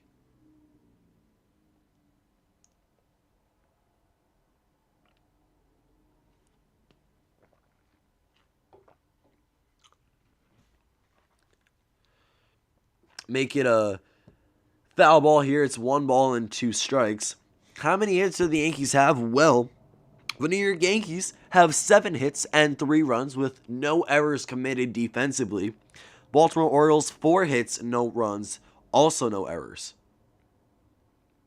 1-2 count. He thinks about it, goes around, but Cisco holds up. So it's 2-2. Now, Francisco struck out back in the 3rd. This is only his second at-bat now of the game. And he will strike out again. A 97 miles per hour up and away. Gerrit Cole doing Gerrit Cole things. Another strikeout swinging. Make it 8 forward Ks, 1 backwards K in the scorebook for Gerrit Cole's start today. 9 total strikeouts in 4 2/3 innings. This is why the Yankees gave him $324 million for 9 years. This is the pitcher he is nearly every game, with a few exceptions. Mullins now up with 2 outs and no one on. He's 1 for 2, 579 average. That's 11 for 19 on the year. He singled and stole second base back in the 1st. His most recent time up to the plate, he struck out swinging. And to start this at bat, he's going to jump ahead 2-0. So 2 balls, no strikes. Mullins and the box, Mancini on deck, and that is going to be a called strike. Just outside, but the home plate ump gives Cole the call. Thank you to everyone in the live stream right now. I appreciate you guys joining, taking time out of your day to listen to this live coverage, commentary, and play-by-play of the Orioles at New York Yankees. Mullins, swing and miss, strike 2. I'm having a lot of fun here tonight. 3rd live stream of the season. Many more to come. If you guys are new to the channel, subscribe and join the team. Drop a like on the stream if you enjoy this type of content. Again, stick around. A lot more of it coming your way over the course of 2021. Have your post notifications turned on because there is no schedule. Essentially, if I'm around and there's a baseball game I have on TV, chances are I'm streaming it for you guys, having a conversation in the chat. I love doing this. This is a lot of fun. And if you guys are unfamiliar with me, I started YouTube. By the way, Cedric Mullins strikes out looking. So another strikeout here. No hits, no runs, no man left on base for the O's in the 5th. But I started YouTube back in 2018. I have future hopes to go ahead and enter the world of sports journalism and broadcasting, do this very thing on the air, maybe for a major league team, maybe for a minor league team, anywhere that is open to have me. I would love to pursue that in my future. So this is something I started for fun, for practice, and now it has turned into more than a hobby. I never dreamt of my YouTube channel getting to 1,000 subscribers, let alone now reaching almost 1.1. Hoping to have a huge content year for you guys this season. And hoping to grow a lot as well and expand the community. So we head to the bottom of the fifth as I'm being notified. Didi Gregorius, a solo home run in the bottom of the fourth. The Phillies trail the Mets 2-1. Nate Lowe, a 2-run home run in the bottom of the first. The Rangers have a 2-1 lead now over the Blue Jays. And don't tell me, wait a second right here, I'm not starting Didi Gregorius in fantasy baseball today. That is going to come back to hurt me. A home run now against the New York Mets. I tried to squeeze him into the line, just couldn't get him today. Oh well. All right. Anyway, back to this game here. I love fantasy baseball. I've been running the league for 4 years now, I believe. This is my 4th season. Won last year in 2020. That was fun. But I want to win in a full season now as well. 162 games. So get that going. Underway. First week of fantasy. Nearly done. The first pitch to Gleyber Torres from Adam Plutko is a ball. The second is grounded on, hit to the left side of the infield, and it's going to be a ground ball. So a 5-3 put out to retire the first man of the home half of the fifth. The Yankees have to put Cole back in the next inning if he does really good. Yeah, Gerrit Cole, phenomenal. I see no reason why. They better not take him out because he is dominating right now. Keep going. You're rocking it. Thank you very much. Thank you very much. I appreciate it. Yeah. Hit the like button, guys. If you haven't already, like the stream. Let me know you guys enjoy this type of stuff. Subscribe. Join the team if you haven't already. Again, I want this to be one of my biggest years on YouTube. And Clint Frazier steps in now. A 1-0 count. This is going to be his 3rd time up to the plate. He struck out looking in the first and popped up to shortstop in the 3rd. You have Yankees on your fantasy team. Actually, surprisingly enough, and ironically enough, this is the only year I have not drafted a New York Yankee. And for no reason other than everyone I wanted to draft from the Yankees, so Cole, Judge, Stanton, LeMahieu, were gone by the time I got to them. And it was like, DJ LeMahieu got drafted a lot earlier than I was expecting him to. So I was kind of going to wait a few rounds to pick him up. It looked like guys were going to have to start pitching and everything. And I lost out on LeMahieu, which I would have liked to have. I might go ahead and pick up someone as a free agent from the Yankees because they're my team. I have to have a New York Yankee repping on my fantasy squad this year at some point or another. Frazier in a 2-2 count looking for his first hit of the day. Adam Plutko.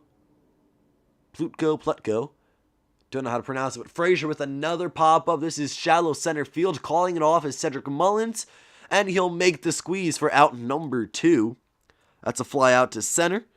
Clint Frazier 0 for 3 here in this one to begin the ball game. And now it'll be Jay Bruce. And Jay Bruce, if it's not Gerrit Cole, Jay Bruce is the man of the day. A 354-foot home run back in the second was the first run of the game. He then walked to lead off the 4th and scored in the 4th on a DJ LeMahieu fielder's choice double play.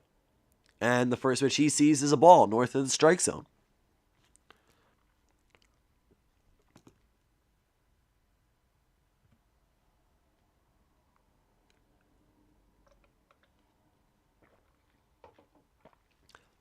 One ball, no strikes. Jay Bruce. A big hack right here from the left-handed corner outfielder and first baseman. He'll swing through it for a strike. Looking to pick up his second homer of the day. Might as well. 319 career home runs for Jay Bruce. Should be good for 5th among all active Major League Baseball players. This is a breaking ball below the knees for ball 2. 2 balls, 1 strike, 2 outs, and no men on base for Jay Bruce, who entered tonight with a 167 average through 12 at-bats, now having a little more success. He's going to send this one out to right field. And in front of the warning track is Anthony Santander. That's going to be out number 3. I wanted that to be a home run so bad. Unfortunately, not quite enough. But fly out to right will end it. 3 up, 3 down for the O's reliever. The Yankees do not get a hit or leave anyone on base. We head to the 6th inning. We're going to the 6th. And I do want to go ahead and say, because it happened last night, and I haven't done any regular videos since opening day. I'm going to get to that very soon. Just recently, it's been all live streams. Last night, Fernando Tatis Jr. was taken out of the game on a swing and miss. Something with his shoulder. So it says he has some slight labral tearing, which is consistent with the subluxation injury. So the exam today on Tatis was said to be pretty uneventful. He's going on the IL, but he hopes to be back in 10 days. So a 10-day IL stint for Fernando Tatis Jr. at the least. Hopefully it's nothing serious. Tatis, one of the faces of Major League Baseball, one of the best young kids with talent in the game. Also the cover boy of MLB The Show 2021, which as of this year is available on Xbox and Nintendo Switch, as well as PlayStation, which is its primary platform. I'm excited to pick up MLB The Show 21. Haven't played 20 in quite a bit. It's been a while since I last hopped on to Diamond Dynasty. But yeah, MLB The Show 21. A lot of new legends entering the game. Tatis is the cover athlete. And one of the faces of Major League Baseball now, as well, up there with Mike Trout, Mookie Betts. If we're looking at pitchers, it's Gerrit Cole, Jacob deGrom, Max Scherzer, in no particular order. So we go to the top of the 6th. The Yankees lead the Orioles 3-0. And for the O's, it's going to be Trey Mancini, Anthony Santander, and Ryan Mountcastle. The first pitch to the Orioles first baseman is fouled back for strike number 1. So the 6th inning is underway. It begins with the strike to Trey Mancini, who is 1 for 2 with the double back in the 3rd. Breaking ball just gonna miss downstairs, 80 miles per hour. Great curveball by Gerrit, but not good for a strike. The count is even at 1 apiece. Gerrit Cole at 74 pitches. In his first start, a no decision against the Blue Jays, he went 5 1/3. He struck out 8 batters, allowing 5 hits, 2 earned runs. Today, 10 strikeouts already. 10 strikeouts for Gerrit Cole. 1 less out than his previous outing. And another curveball in the dirt. The count is 2-2. But Gerrit looks nearly untouchable. 4 strikeouts on the slider, 3 on the four-seamer, 3 on the changeup. Gerrit Cole having a great day today for the New York Yankees, and it looks like he is on pace to pick up his first win of 2021. 97 miles per hour on that fastball. It will miss down and away. The count goes full to Trey Mancini.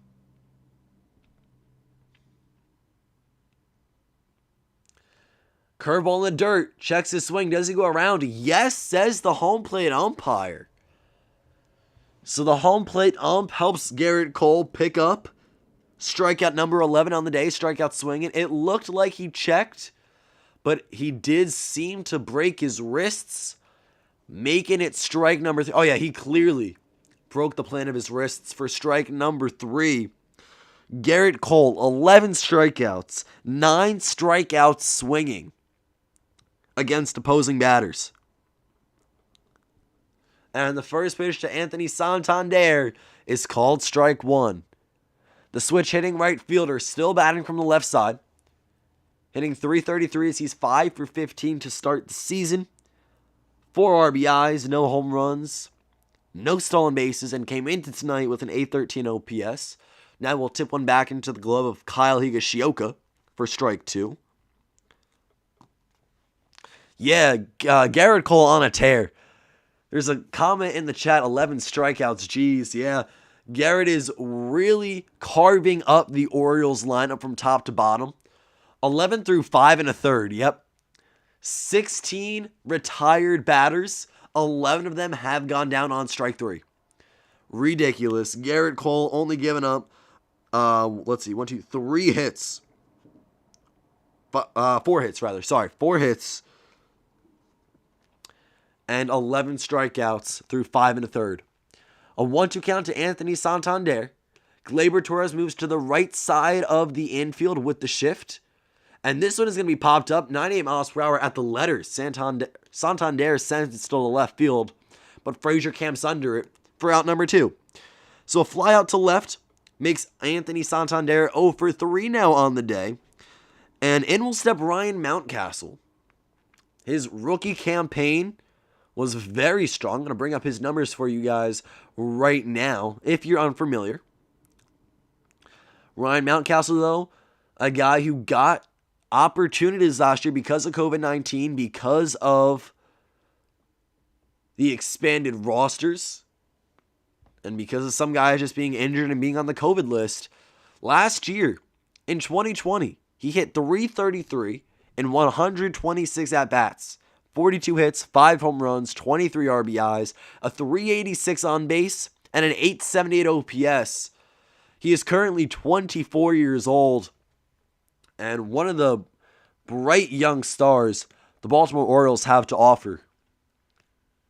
Mountcastle finds himself in a 1-1 count now. J.D. Davis of the New York Mets is day-to-day, as earlier in tonight's game against the Phillies, he was hit by a pitch and taken out. X-rays have come back negative, I'm reading.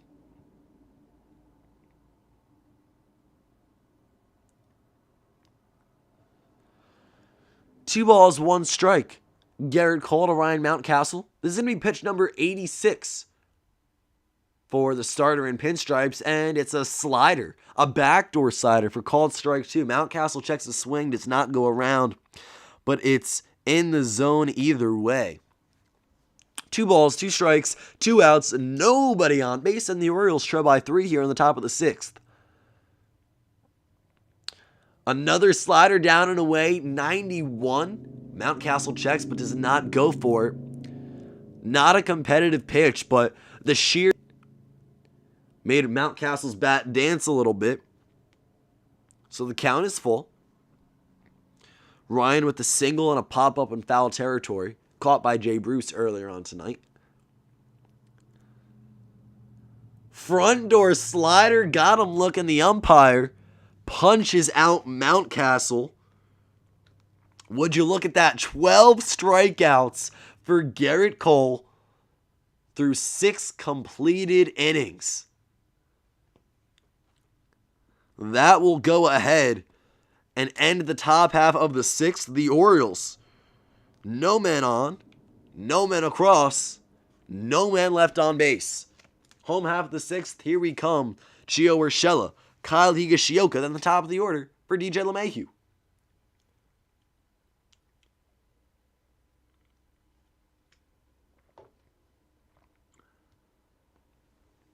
Let's go ahead and take a look at scores around Major League Baseball. See where some other teams are at in case anyone in the stream has a favorite team that is not the Orioles or the New York Yankees. I'm sure there's a few guys out there at least. Obviously, as we know, New York has a 3-0 lead over Baltimore. That one's obvious. The Rangers holding on to that 2-1 lead they established back in the first over the Toronto Blue Jays. They are an inning and a half through their game. Mets and Phillies are 2-1 in the New York Mets' favor through 4.5 completed. How about this? The Cincinnati Reds have a 14-run lead over the Pittsburgh Pirates in the bottom of the 6th. So 14-0, Cincinnati. I would chalk it up for a win already. I mean, they say it's not over till it's over. But 14-0 in the 6th inning. I think the Reds will easily go ahead and pick up their 4th win of the year. They'll go 4-1 on the season if that's the case. The Marlins have scored in the bottom of the 5th. They're threatening still with runners on first and second, 2 outs. Miami leads St. Louis 2-0. The Rays have a 2-1 lead over the Red Sox. Brewers still 3-0 over the Cubs. And that is it for the games that have already started and have not been finished. There are, like, the Tigers and Twins came to an end already today. The Nats and Mets ended their game. Washington played their first game of the regular season. But back to Baltimore and New York. Gio Urshela sees a strike. The count is 0-1 to start off. Adam Plutko still in for Baltimore. This is pitch number 29, and it's going to be good for ball 1. Counts even at 1 apiece. Urshela off to a cold start offensively here in this regular season. A 188 average. That's something that should be picked up along the way.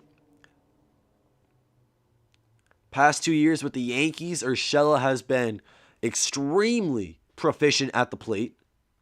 Exceeded many Yankees fans' expectations.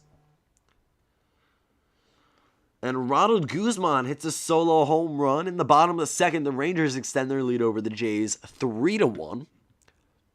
The count to Urshela, 2-1. Now make it 2-2 as he will wave and miss at a pitch up in the zone.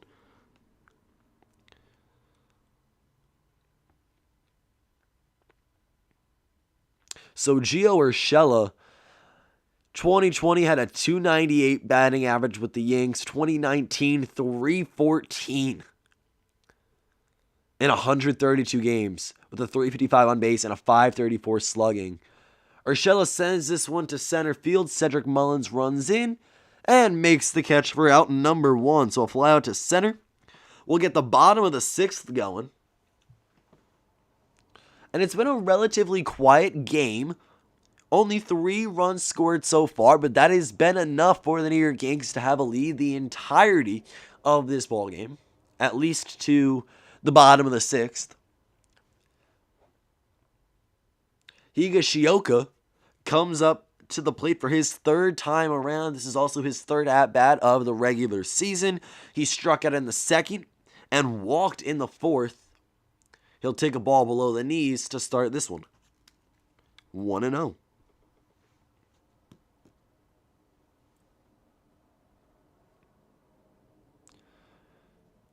So Plutko for the Orioles used in long relief right now. 34 pitches as Higashioka will offer a pitch outside of the zone.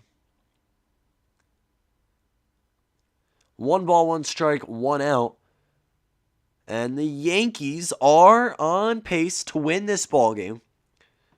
If they do, they go 3-2 on the year. And they take the series. They win the series at least, going up 2-0. Tomorrow is the last game of the set where the Yankees host Baltimore, at least this run. And it's going to be possible for New York to complete the sweep. It'll also be their first series win of the year. But again, they can rack up that first series win, chalk it up tonight if they go ahead and pick up this ballgame and add it to the win column. Higashioka fouls one out of play. It's 1-2. So we'll try this again. Pitch number 36 from the O's long reliever. And it's another foul ball. 1 ball, 2 strikes. It's going to go Higashioka and then DJ LeMahieu. Now LeMahieu is due up next. He grounded out into a double play, which scored a run, lined out to center, and then singled back in the first. This is a breaking ball right down the heart of the plate. Higashioka makes contact, sends it to right field, but Anthony Santander will be there for out number 2. So 2 flyouts, and I mean, when you look at Adam Plutko and what he's been able to do for the Orioles tonight, he's had a good outing. And even Dean Kramer, for Baltimore. Only allowed minimal runs. He did lose his stuff in the fourth, lost control, wasn't looking that great, walked 3 guys in a row, 2 would score, all affecting his ERA as he's responsible for them. But not a bad outing considering the Orioles really aren't going to be a top of the tier team. Even Dean Kramer might not necessarily be the best man in their rotation.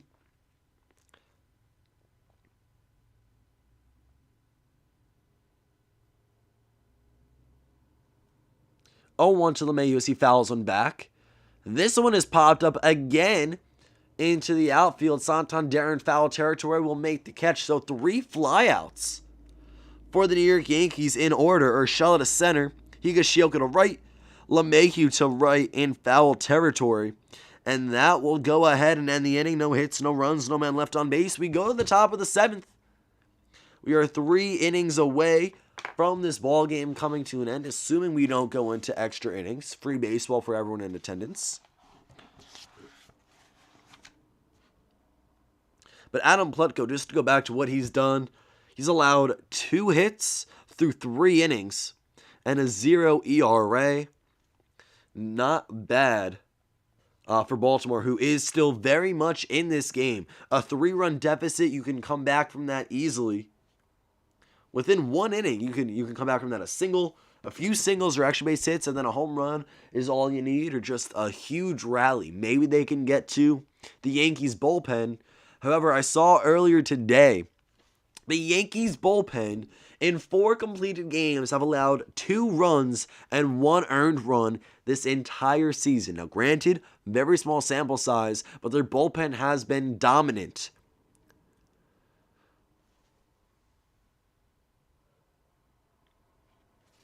And look back to Mike King and what he did on April 4th against the Blue Jays. 6 innings, giving up 0 runs, coming in out of relief.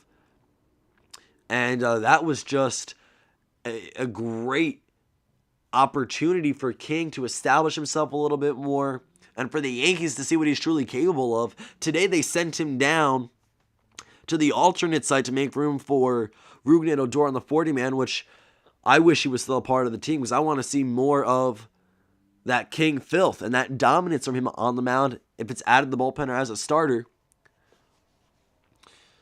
But there are some good pieces. Gerrit Cole has 33 games since 2018 with at least 10 strikeouts. That's the 2nd most in all of Major League Baseball, only behind Max Scherzer with 34. So 10 plus strikeout games for Gerrit Cole, 33 times since 2018. And if we look, he has 12 Ks tonight. 9 strikeouts swinging, 3 strikeouts looking. He's back out here in the top of the 7th to face off against Rio Ruiz, who is 0 for 2 with a pair of strikeouts. Ruiz went down swinging both times. 0-1 to him. And he will hit this one to the outfield. Aaron Judge running in, calls off DJ LeMahieu, and makes the catch. So it's been a flurry of fly balls this past inning or so. Ruiz goes down on a fly ball to right field for out number 1. Maikel Franco, 4 for 18 here in 2021 with 4 RBIs, a .222 batting average. That's including today. Gerrit Cole has thrown no more than 19 innings. 19 pitches per inning. Oh my goodness. He had 19 pitches in the second. Other than that, he has had less than 19 pitches in the first, third, fourth, fifth, and sixth frames. That is efficiency at its finest. That is Gerrit Cole in his tip-top shape. And he gets a called strike to Maikel Franco to start the at-bat 0-1. Breaking ball at the shoelaces for Maikel Franco. That's a curveball right there. That'll miss for ball 1 of the at-bat. The count is even.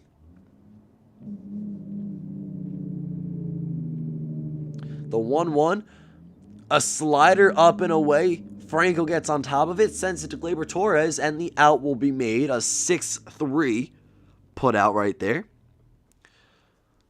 Franco now 2 for 3 on the day. He had a single back in the second but then popped up to second base in the fourth, grounded out to shortstop now in the 7th inning of this Major League Baseball game. Seems to be no new score for the Rangers Blue Jays or Mets Phillies. Rangers still lead Toronto 3-1. Mets still lead Philadelphia 2-1, at least to what I know. Freddie Galvis sees strike number 1, and Chad Green is warming up in the bullpen, but right now, Gerrit Cole sailing through 7 with ease. He's looking great. I mean, can't get much better. 12 strikeouts, 6 2/3, no run baseball, and 4 hits. How about that? A foul ball from Freddie Galvis gets into the stands and is good for strike numero dos. 96 pitches for Gerrit Cole. If you're the New York Yankees, if you're Aaron Boone, you'll love to see this performance out of your ace. Especially when, in recent history, the Yankees' starting pitching rotation has been one of their biggest concerns. Gerrit Cole, just another strikeout. Galvis will wave and miss at a fastball elevated in the zone. That is 10 strikeouts swinging, 3 strikeouts looking for a grand total of 13 on the day. That should end Gerrit Cole's night, as he is near 100 pitches here in his second start of 2021. Give it up for Gerrit. Incredible outing right there. But as I was saying, coming after 2020, a weird 60-game regular season, you're trying not to push your guys too far, at least too early on. Last year, assuming one man made every start in a 5-man rotation, you maxed out at 12 games pitched in the rotation. Gerrit Cole had 12 games pitched last year, and he did well. 7-3 record, 2.84 ERA, but only 73 innings pitched. So very small number of innings. And then if we go ahead and take a look at 2019, which is what I'm going to go ahead and pull up right now. Gerrit Cole in 2019 pitched, let's see, how many innings did he go? 212. So to go from 212 innings in 2019 to 73 in 2020, and then expected to go back up to 200 plus here in 2021, it's gonna make a difficult run. And that's not just for Gerrit Cole, who is one of the best pitchers in the game right now, but that's for every Major League Baseball pitcher, whether you're coming out of the bullpen or whether you're on the mound to start a ball game. You are now expected to have so many more innings eaten up, and you run the risk of injury. It is scary. You don't want to blow a guy's arm out. You don't want to take them out after too little, though, either. Like yesterday, Jacob deGrom against the Phillies probably could have got another inning. It might have delayed the Mets bullpen and prevented 5 runs in the 8th against Philadelphia. And the Mets might have been able to take away a win there in their opening day. But you never know. We never know. You can't change what's already happened, of course. But for every Major League Baseball pitcher, they are going to be expected to eat up so many more innings, and you just run the risk of injury. You want to take the safe route. So, though Gerrit Cole is cruising, he's near 100 pitches. He's going to be expected to play a lot more and to pitch a lot more. So we will not see him in the 8th, at least I don't think.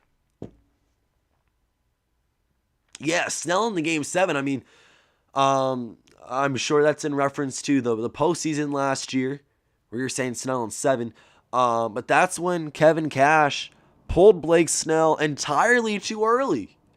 And that could have made or break. That could make or break the game. And at that point, the series even is put on the line. Like, you need to be careful with how you manipulate your starting pitching. You also need to be careful with the bullpen, though. Because at the same time, you know, teams are running with depth, and which is great for them. And the New York Yankees, they have Gerrit Cole, Corey Kluber, Jameson Tyone, Jordan Montgomery, Domingo Germán, Davey Garcia is an option. Clark Schmidt, when he comes back from injury, is an option. Luis Severino comes back from Tommy John around the All-Star break. Julius Chassin in the minor leagues is a viable option if necessary, if depth is needed. Like, so many guys. That's nearly 10 guys in the rotation that the New York Yankees can go to if someone gets hurt or if something happens and they just need extra innings eaten up. Then you have the bullpen. Same thing there. A bunch of bullpen depth. That really helps them. Not all teams are like that. Depth piece-wise. But the New York Yankees happen to be in this case. We're here in the bottom of the 7th. And Wells will come in for the Baltimore Orioles. The first batter he faces is Aaron Judge, who fouls back a fastball at 94 for strike one. Let's go ahead and take a look at Wells here.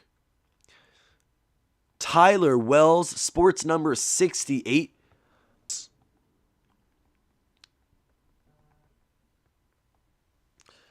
We look at his 2020 stats as Judge puts one into play in right field, but there is Anthony Santander for the out. Number one. Fly out to right to Aaron Judge. But Tyler Wells stands 6'8", 255, 26 years old. In 2020, he was not in Major League Baseball. He was not in Major League Baseball last year. 2021, he has 1 inning in 1 game prior to today and a 2.00 whip. He's retired Judge. The first pitch of Brett Gardner is a looping curveball. It's going to miss down and in for ball 1. Calling it final score 5-2 Yankees. All right, I like it. I like it. That means we're getting some more action in these later innings, and I'm all for that. Also, more runs. Maybe the Orioles will be able to beat up on the Yankees bullpen a little bit. They've been very dominant so far this season. So final score 5-2 Yankees in the chat. Am I a Yankees fan? Yes, I am. I do like the New York Yankees. They're my number 1 team. I'm actually wearing a Judge jersey right now. Hard to see with the graphic on screen. And another comment in the chat says 8-3-0. So what a comeback that would be. We'd see an upset pulled just like yesterday, Phillies and Mets, which I was live for here on YouTube. The Mets led Philadelphia 2-0 the entire game until we got to the bottom of the 8th. The Phillies put up a 5 spot. They took a 5-2 lead. The Mets would score 1 in the top half of the 9th, and the final score would be 5-3 in Philly's favor. And that was the 2021 introduction for the regular season for the New York Mets. Their first game of the year because the Nationals and some COVID issues set back both Washington and New York. It's 3-1 on Brett Gardner, the number 3 batter, and he will draw ball 4 as the pitch misses outside. He is aboard with 1 out for Giancarlo Stanton.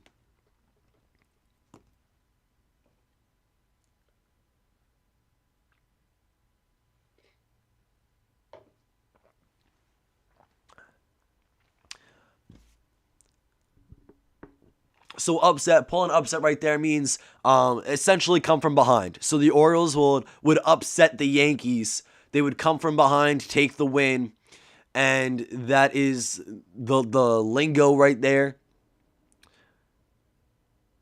Not saying that, for a particular fan base, it's an upset if one team or the other wins. It's saying that because the Yankees currently are winning 3-0 and it is the bottom of the 7th, if the Orioles do tie it or win, they would be pulling an upset over New York. 1-0 to Giancarlo Stanton. And make it 2-0. Fastball's going to miss inside. Brett Gardner on first base. Now, Giancarlo had a single back in the 3rd. It came on 2 outs. Gleyber Torres would follow it up with a single as well, but neither would score. So the 2-0 count to Giancarlo Stanton, that is definitely a favorable count for the hitter, And if you're a pitcher and you're favoring the batter in a count, you don't want it to be Giancarlo Stanton because he has got tremendous power in that bat, a lot of pop, capable of hitting the ball very far. Yesterday, I've noted a few times on the stream already so far, but a 471-foot grand slam. That's a 471 projected distance. As Wells has looked back and over to Mancini to try to pick off Gardner twice. Now, Brett Gardner, though he is a little bit older, does still have some speed left in the tank. He's going to steal the occasional base. 2 back-to-back pickoff attempts show that the Orioles are concerned.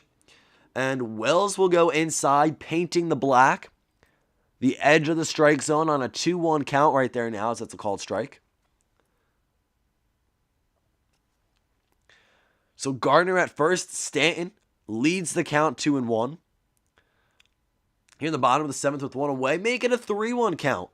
Seemed to be a slider down and away, registering at 88 miles per hour. 3 balls, 1 strike. Stanton up in the box. Gleyber Torres on deck. Gleyber 1 for 3 with a single, which followed Stanton's in the 3rd. A strikeout swinging and a ground ball to third base. Ground out to third base.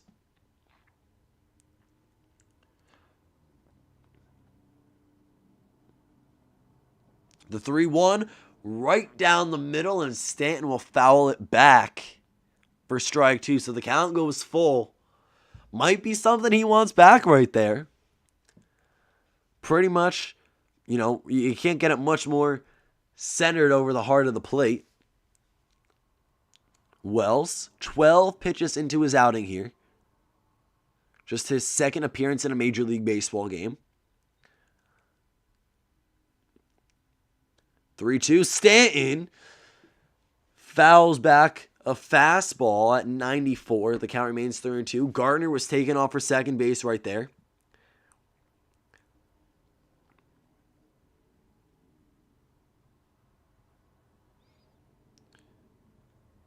All right, so we're going to try it again here. Wells to Stanton. 3 balls, 2 strikes. Gardner on first. See if maybe he tries to take off on Wells' delivery home. He will. Stanton lines it into left field. Brett Gardner was already on the move. It's going to be a hit and run. Gardner rounding third, getting home. And there it is. An RBI double for Giancarlo Stanton. Make it a 4-0 ball game. The Yankees extend their lead over the Orioles. So Gardner was already on the move. The hit and run was in motion.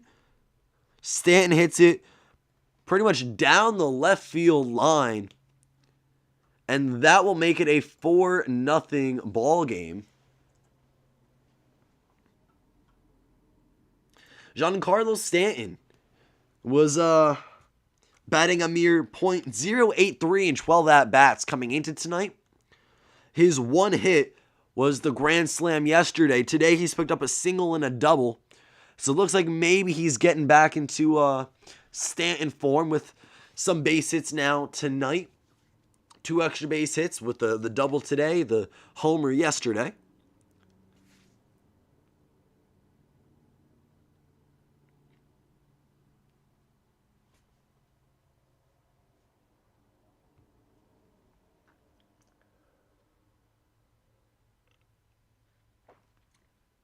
And Gleyber Torres now finds himself down in the count 0-2. Stanton over at second base. There's only 1 out. So the Yankees are currently up 4-0. There's still some time left for both the Orioles and the Yankees to score some more runs. Fastball going to miss high and wide at 95. Ball 1. That was a great at-bat from Giancarlo Stanton, though.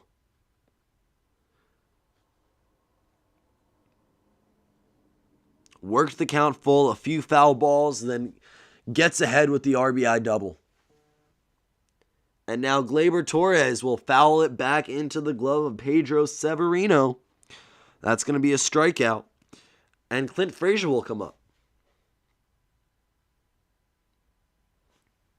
If we look at Clint Frazier's night so far, 0 for 3 with a strikeout looking. back in the first. He popped up to shortstop in the third and flew out to center in the fifth. This is his fourth at-bat. He's hitless. Entering today, he was batting .417 in 12 at-bats. That average is going to be down significantly now, as he's 0 for. And backdoor slider will get him to wave and miss for strike number 1. The average still at .333. That was sitting nice at 5, as he's 5 for 15. So .333 average. Frazier, much like a number of other guys on the field right now, still looking for his first home run, his first RBI, and it could all come right here in this at-bat.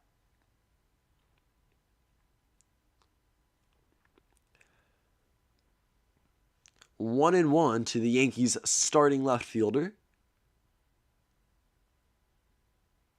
Wells at 20 pitches now. He will exceed that mark with a curveball below the knees for ball 2.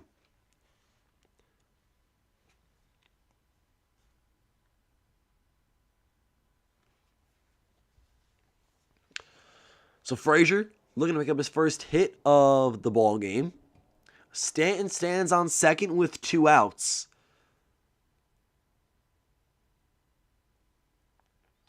And we get a chat here. Just realizing the Marlins could have been insane. They had Stanton, Yelich, and Ozuna, and Realmuto. As Clint Frazier lines out sharply to third baseman Maikel Franco. That will go ahead and end the inning. But 1 run on 1 hit.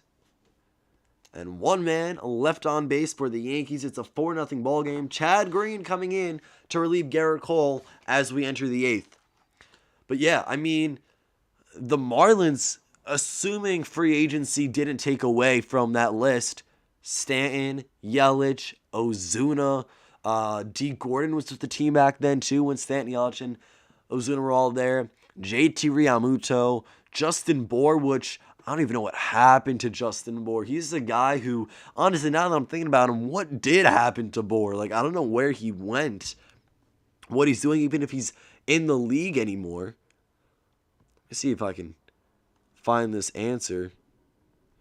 But yeah, there's a bunch of guys. Or the Marlins, I think they also had Derek Dietrich. I believe the Marlins had Derek Dietrich in a similar time frame. Justin Bour, let's see where he's playing right now, if anywhere. He's with the Los Angeles Angels, apparently. But he didn't play in 2020, so he might not be around. Wow, there's a name I haven't heard in a very long time, Justin Bour. But anyway, we're going to head to the 8th inning, and Chad Green will fill the shoes of Gerrit Cole. A very dominant 7 innings, in which he struck out 13 batters, allowing only 4 hits. 4 hits against Gerrit Cole. A terrific outing. He's allowed 2 earned runs in 12 1/3 innings to start the year. Let's take a deep dive into Chad Green's stats. Remember, Kyle Higashioka is behind the plate. Gary Sanchez with the day off. So it is tough right there to take out Gerrit Cole in a situation where he's done so well. 7 fantastic innings, 13 strikeouts. You just don't want to run the pitch count up too high. You don't want to risk blowing out his arm, especially because he's going to probably have to start 30-plus games this year.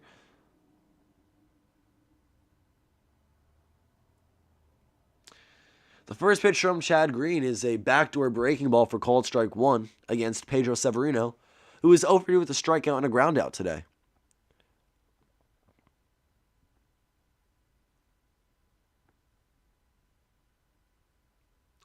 Severino pops him up in foul territory. Higashioka runs for it, but realizes it's out of play.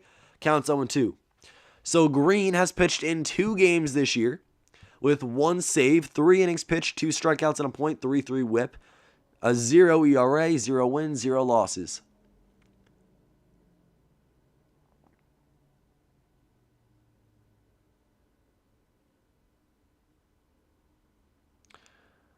So 2 pitches for Chad Green, both being strikes to the Orioles catcher, Pedro Severino. Green, a 29-year-old reliever, is going to be given a lot of opportunities for the New York Yankees, especially with Zach Britton on the IL. Second baseman DJ LeMahieu is right behind the second base bag to protect the infield on the shift. But Severino will pop it up to the outfield. Brett Gardner running back. A few steps in front of the warning track will make the catch, and there is 1 out.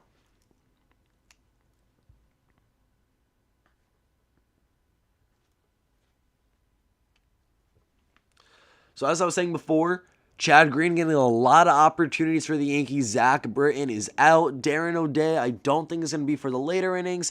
Really more of like a middle inning guy. If, say, a starter goes only 4 or 5 innings, I'd see Darren O'Day coming in the 6th for a 1-inning opportunity. Justin Wilson is currently out with injury. And designated hitter Chance Cisco flies this one to Aaron Judge out in right field. He hardly has to move to make the catch for out number 2. But you have Darren O'Day, Justin Wilson eventually. And then also, of course, Aroldis Chapman is your main closer. Chad Green's available. Jonathan Loaizaga. King was sent down to the alternate site today to make room for Rougned Odor on the 40-man roster. But Nick Nelson's there. A lot of guys that the Yankees can turn to if they need some help. But Chad Green being one of the more consistent and has been one of the longer tenured Yankee arms for the later innings.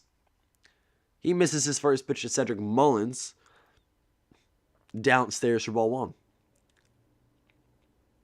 Fastball at 96 for a called strike that counts even at 1 apiece.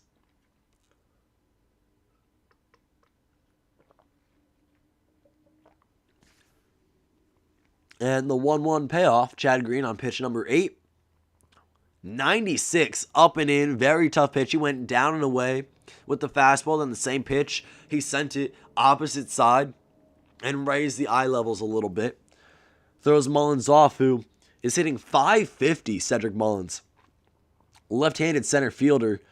This one is sent out to right field. Judge on the warning track makes the catch. And that is out number 3. So 3 flyouts there. Chad Green gets Severino to send the ball to center. Cisco and Mullins both retired on fly balls tracked down and caught by Aaron Judge. We head to the bottom of the 8th where there are 6 outs left in this ball game.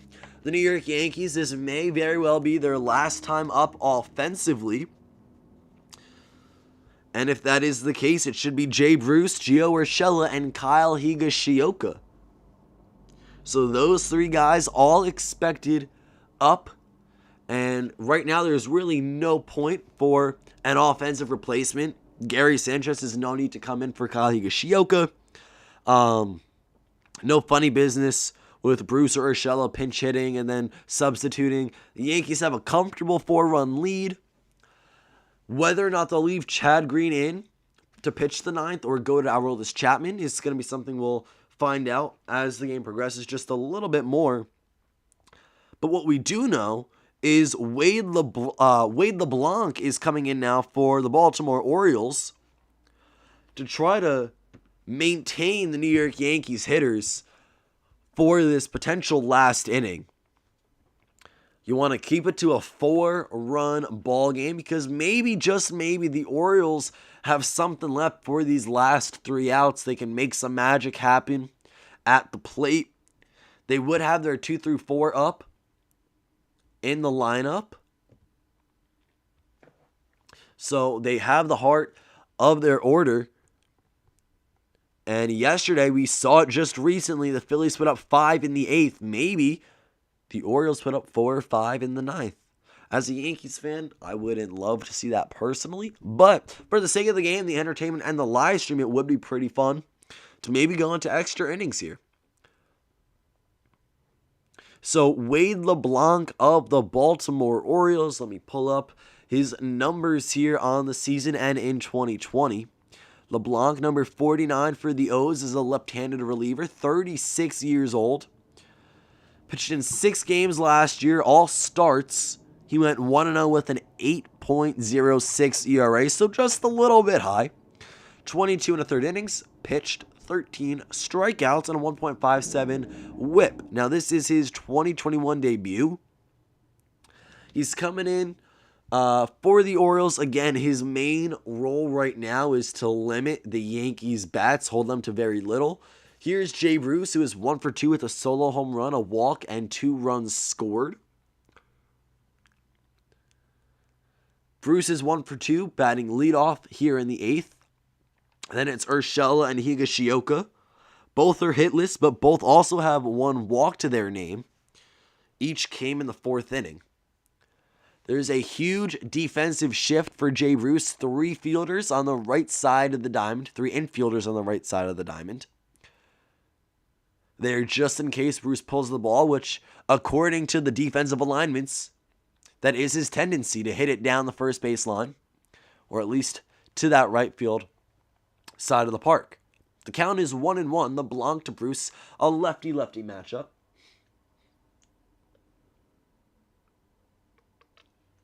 And there it is.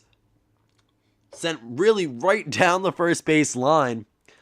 Just enough where it stays fair. And the first baseman, Trey Mancini, will get there and make the play for the first out.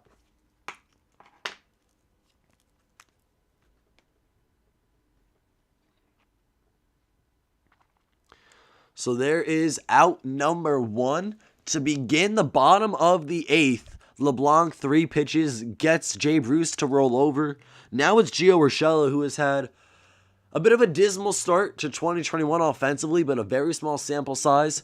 I'm not concerned as a Yankees fan, someone who, this is my starting third baseman. He's batting 176, 3 hits, 17 at-bats, no homers, no RBIs. He's been bouncing all up through the lineup through these first 5 games. I'm not worried, like I said. It's still very early on. And that's to judge a team and an individual player. Darren O'Day warming up in the bullpen. So O'Day might come in the 9th. But yeah, I'm not worried just yet. I think Gio Urshela is just fine. Last year he had 298, I believe 313 the year before with the Yankees. And he's going to loop a single into left field. It's like, you know what, yeah, I'm good to go. I'm going to get this average up a little bit. So a 1-out single for Gio Urshela. And in steps Kyle Higashioka. Hello to everyone in the stream and in the chat. Thank you for joining me here today. This game is just about over. Bottom of the 8th, the Yankees lead 4-0, 1 out and a runner on first. The Yanks are running the possibility of taking a 2-0 series lead. That would give them enough to win the series and tomorrow look for the sweep before they play a set against the Tampa Bay Rays. Kyle Higashioka out to left field. It's going to be off the wall just to the right of the foul pole. Urshela is safe at third. And Kyle Higashioka, his first hit of the 2021 regular season, is going to be a 1-out double. That missed a home run by a matter of feet height-wise. It was right off the top of the wall. Almost was a home run, good for a 6-0 ball game. But there it goes. Kyle Higashioka needed that about 6 or 7 feet higher. What had his first hit and his first home run of 2021. So it is a 1-out double. Gio Urshela makes his way to third, and here is DJ LeMahieu, who dribbles it to the infield. Freddie Galvis throws home, and Urshela is going to be tagged out at the plate. So that is unfortunate. A fielder's choice, another fielder's choice. DJ LeMahieu back in the 4th, grounded out into a double play, but the run would score on it. This time around, a little dribbler to Freddie Galvis, who is charging the ball. That's the shortstop for the O's. He throws someone to Pedro Severino, who applies the tag and successfully records the out. Gio Urshela nabbed it home. So Higashioka makes his way to third. Urshela is out on the 6-2, and LeMahieu reaches on the fielder's choice. Here's Aaron Judge Batting .333 on the year, .500 today with a pair of singles and an RBI back in the fourth. He's got a pair of RBIs on the year. This one, all rise, no doubt about it. Aaron Judge with a 3-run home run here in the bottom of the 8th off of Wade LeBlanc.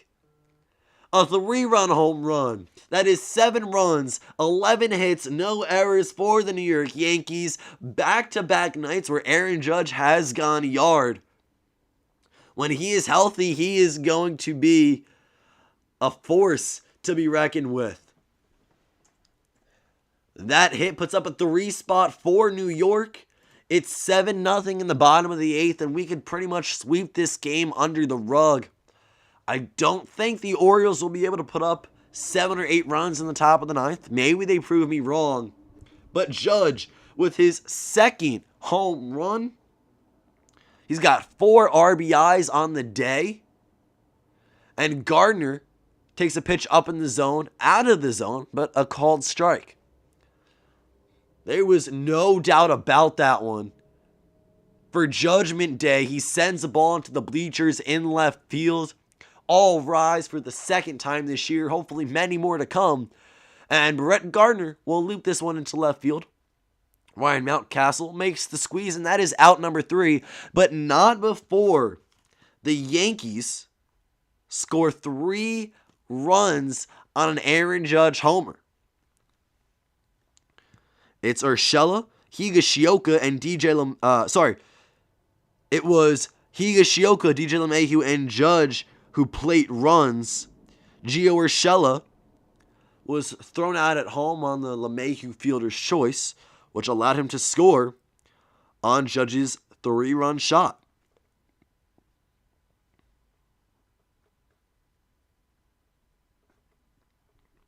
So 4 RBIs on the day for Aaron Judge. 3 for 5 with a home run and 2 singles. Jay Bruce also had a solo homer. His first as a New York Yankee. He scored twice today. Yanks sweeping the Orioles. That's sure what it looks like. And as a Yankees fan, that is what I'm hoping for personally. But last night, the Yankees defeated the Orioles by a score of 7-0. Tonight we head to the top of the 9th, and the score of this ball game is 7-0, New York. It's also been a very quick game. Now, I started the live stream a few minutes before the first pitch was thrown by Gerrit Cole tonight, but I've only been live for 2 hours and nearly 2 hours 50 minutes. So a relatively fast-paced game, a lot of action towards the end. And especially right there in the 8th. Aaron Judge, 3-run home run, pretty much puts this game to bed. And the Yankees look to improve upon their 2-2 record. If they win this one, they go 3-2. And if the Orioles lose tonight, which again, it looks like that is going to be the case, they will also be 3-2 on the year. So they started the season undefeated, took 3 of 3 against the Red Sox. They swept Boston. Now tomorrow, Baltimore is going to go in to potentially being swept themselves. It's Luecki. I don't know how to pronounce his last name. That is on me, so I apologize for the mispronunciation. Tyler Wade comes in at second base to replace DJ LeMahieu. I think that's just to prevent injury and unnecessary playing time. I'm not really sure what that's about.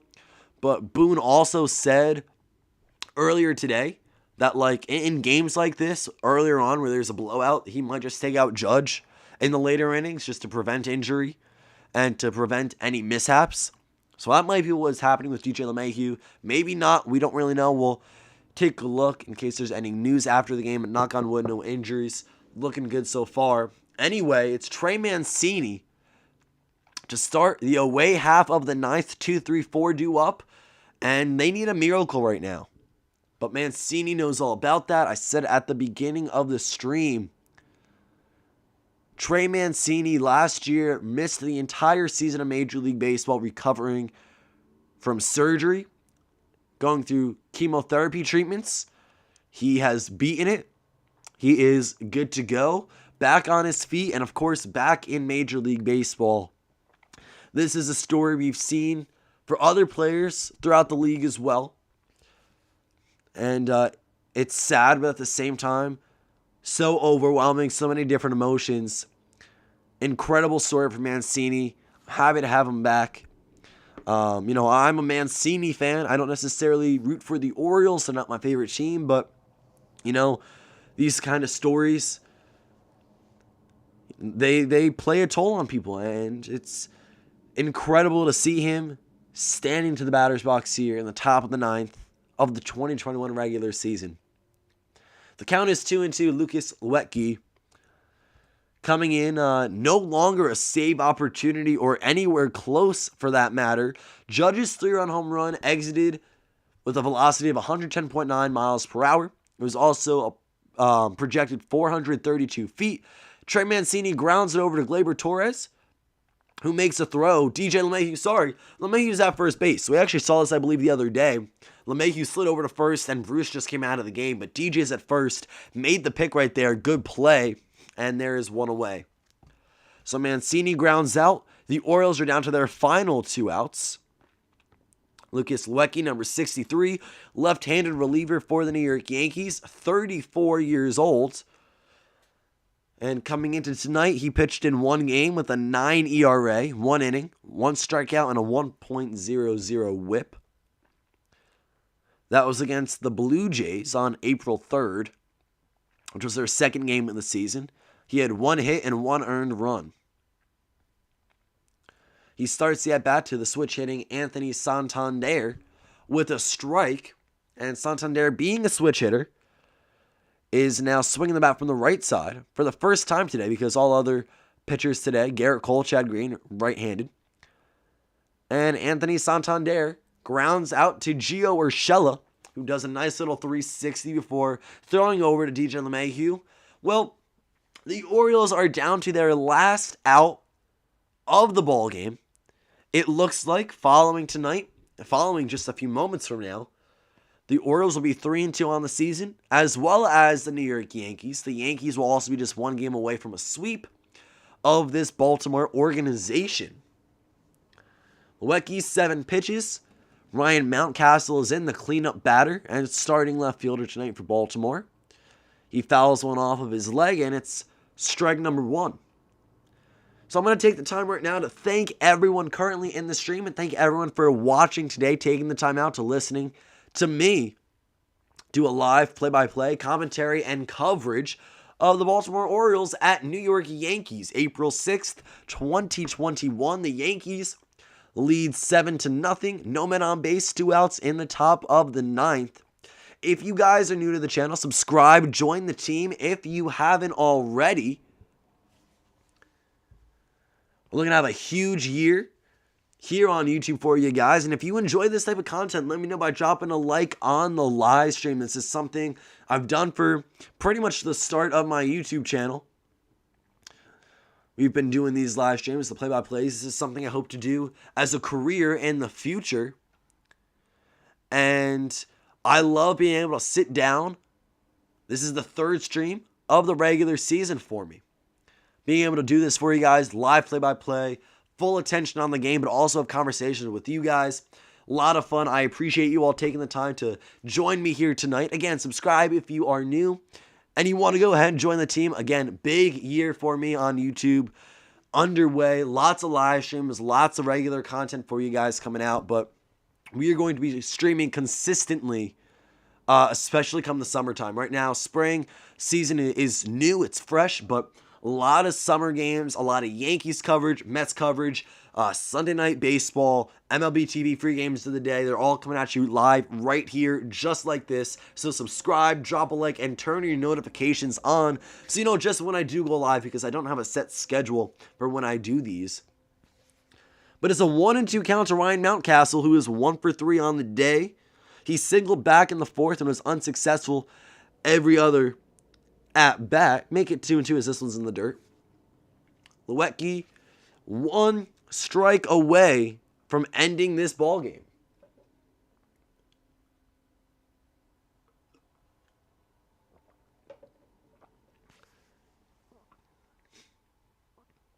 The 2-2 payoff pitch.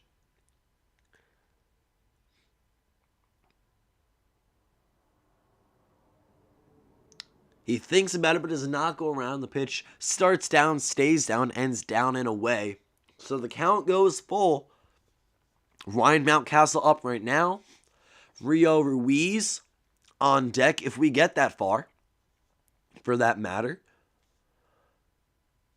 Going on 14 pitches for Lucas.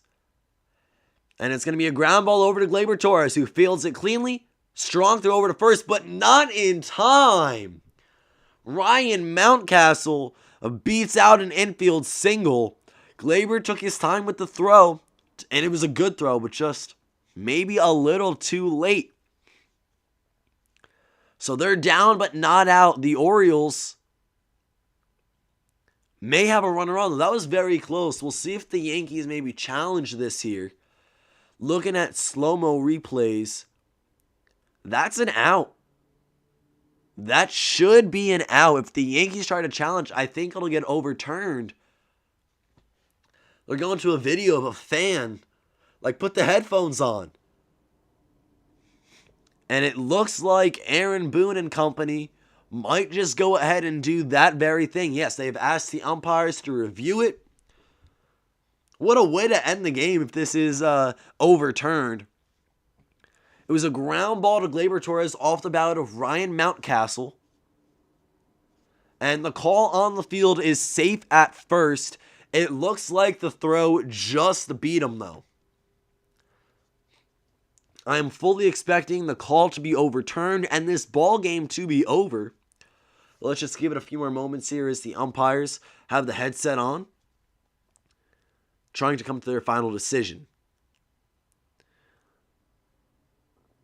More slow-mo replays, different angles, all signs pointing to Mountcastle being out right there. LeMahieu with a great stretch on the receiving end of the throw.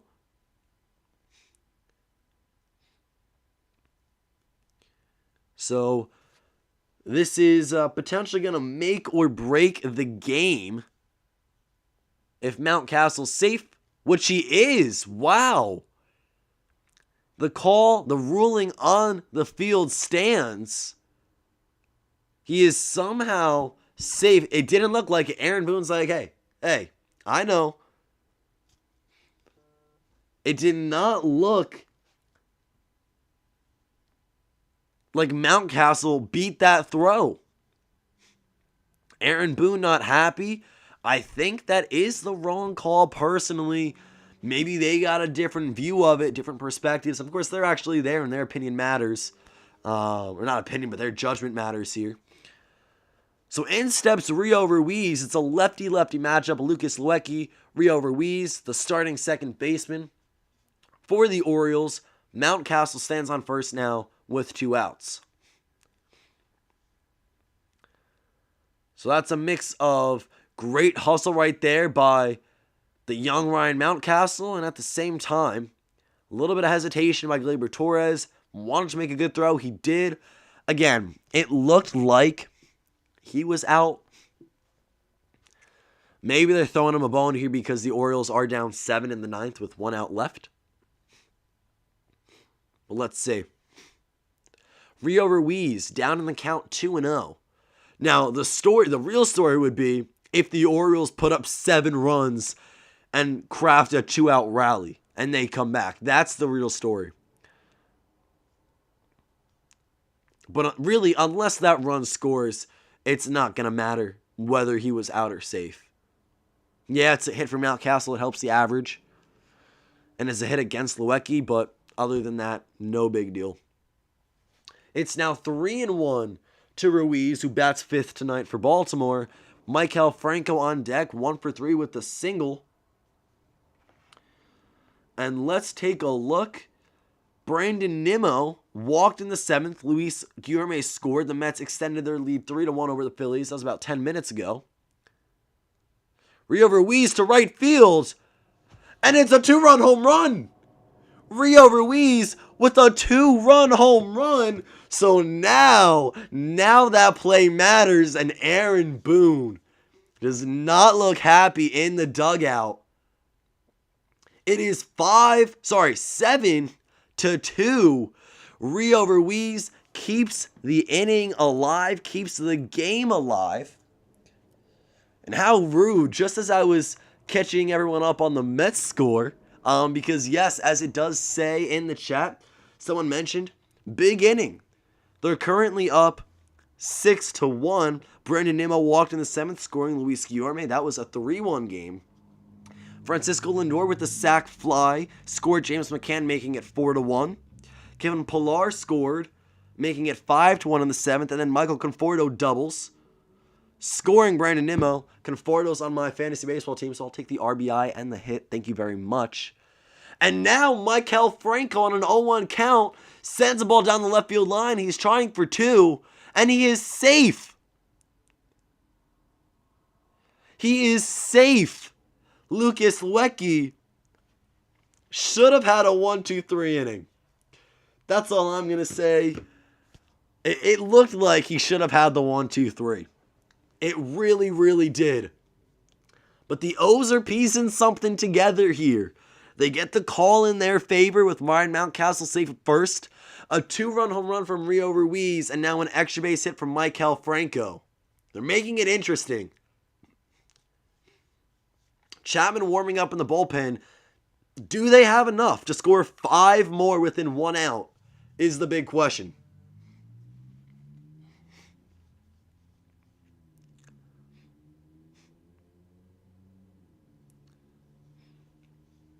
Rio Ruiz on that 2-run home run, instant flashback. I talked about it earlier in the stream.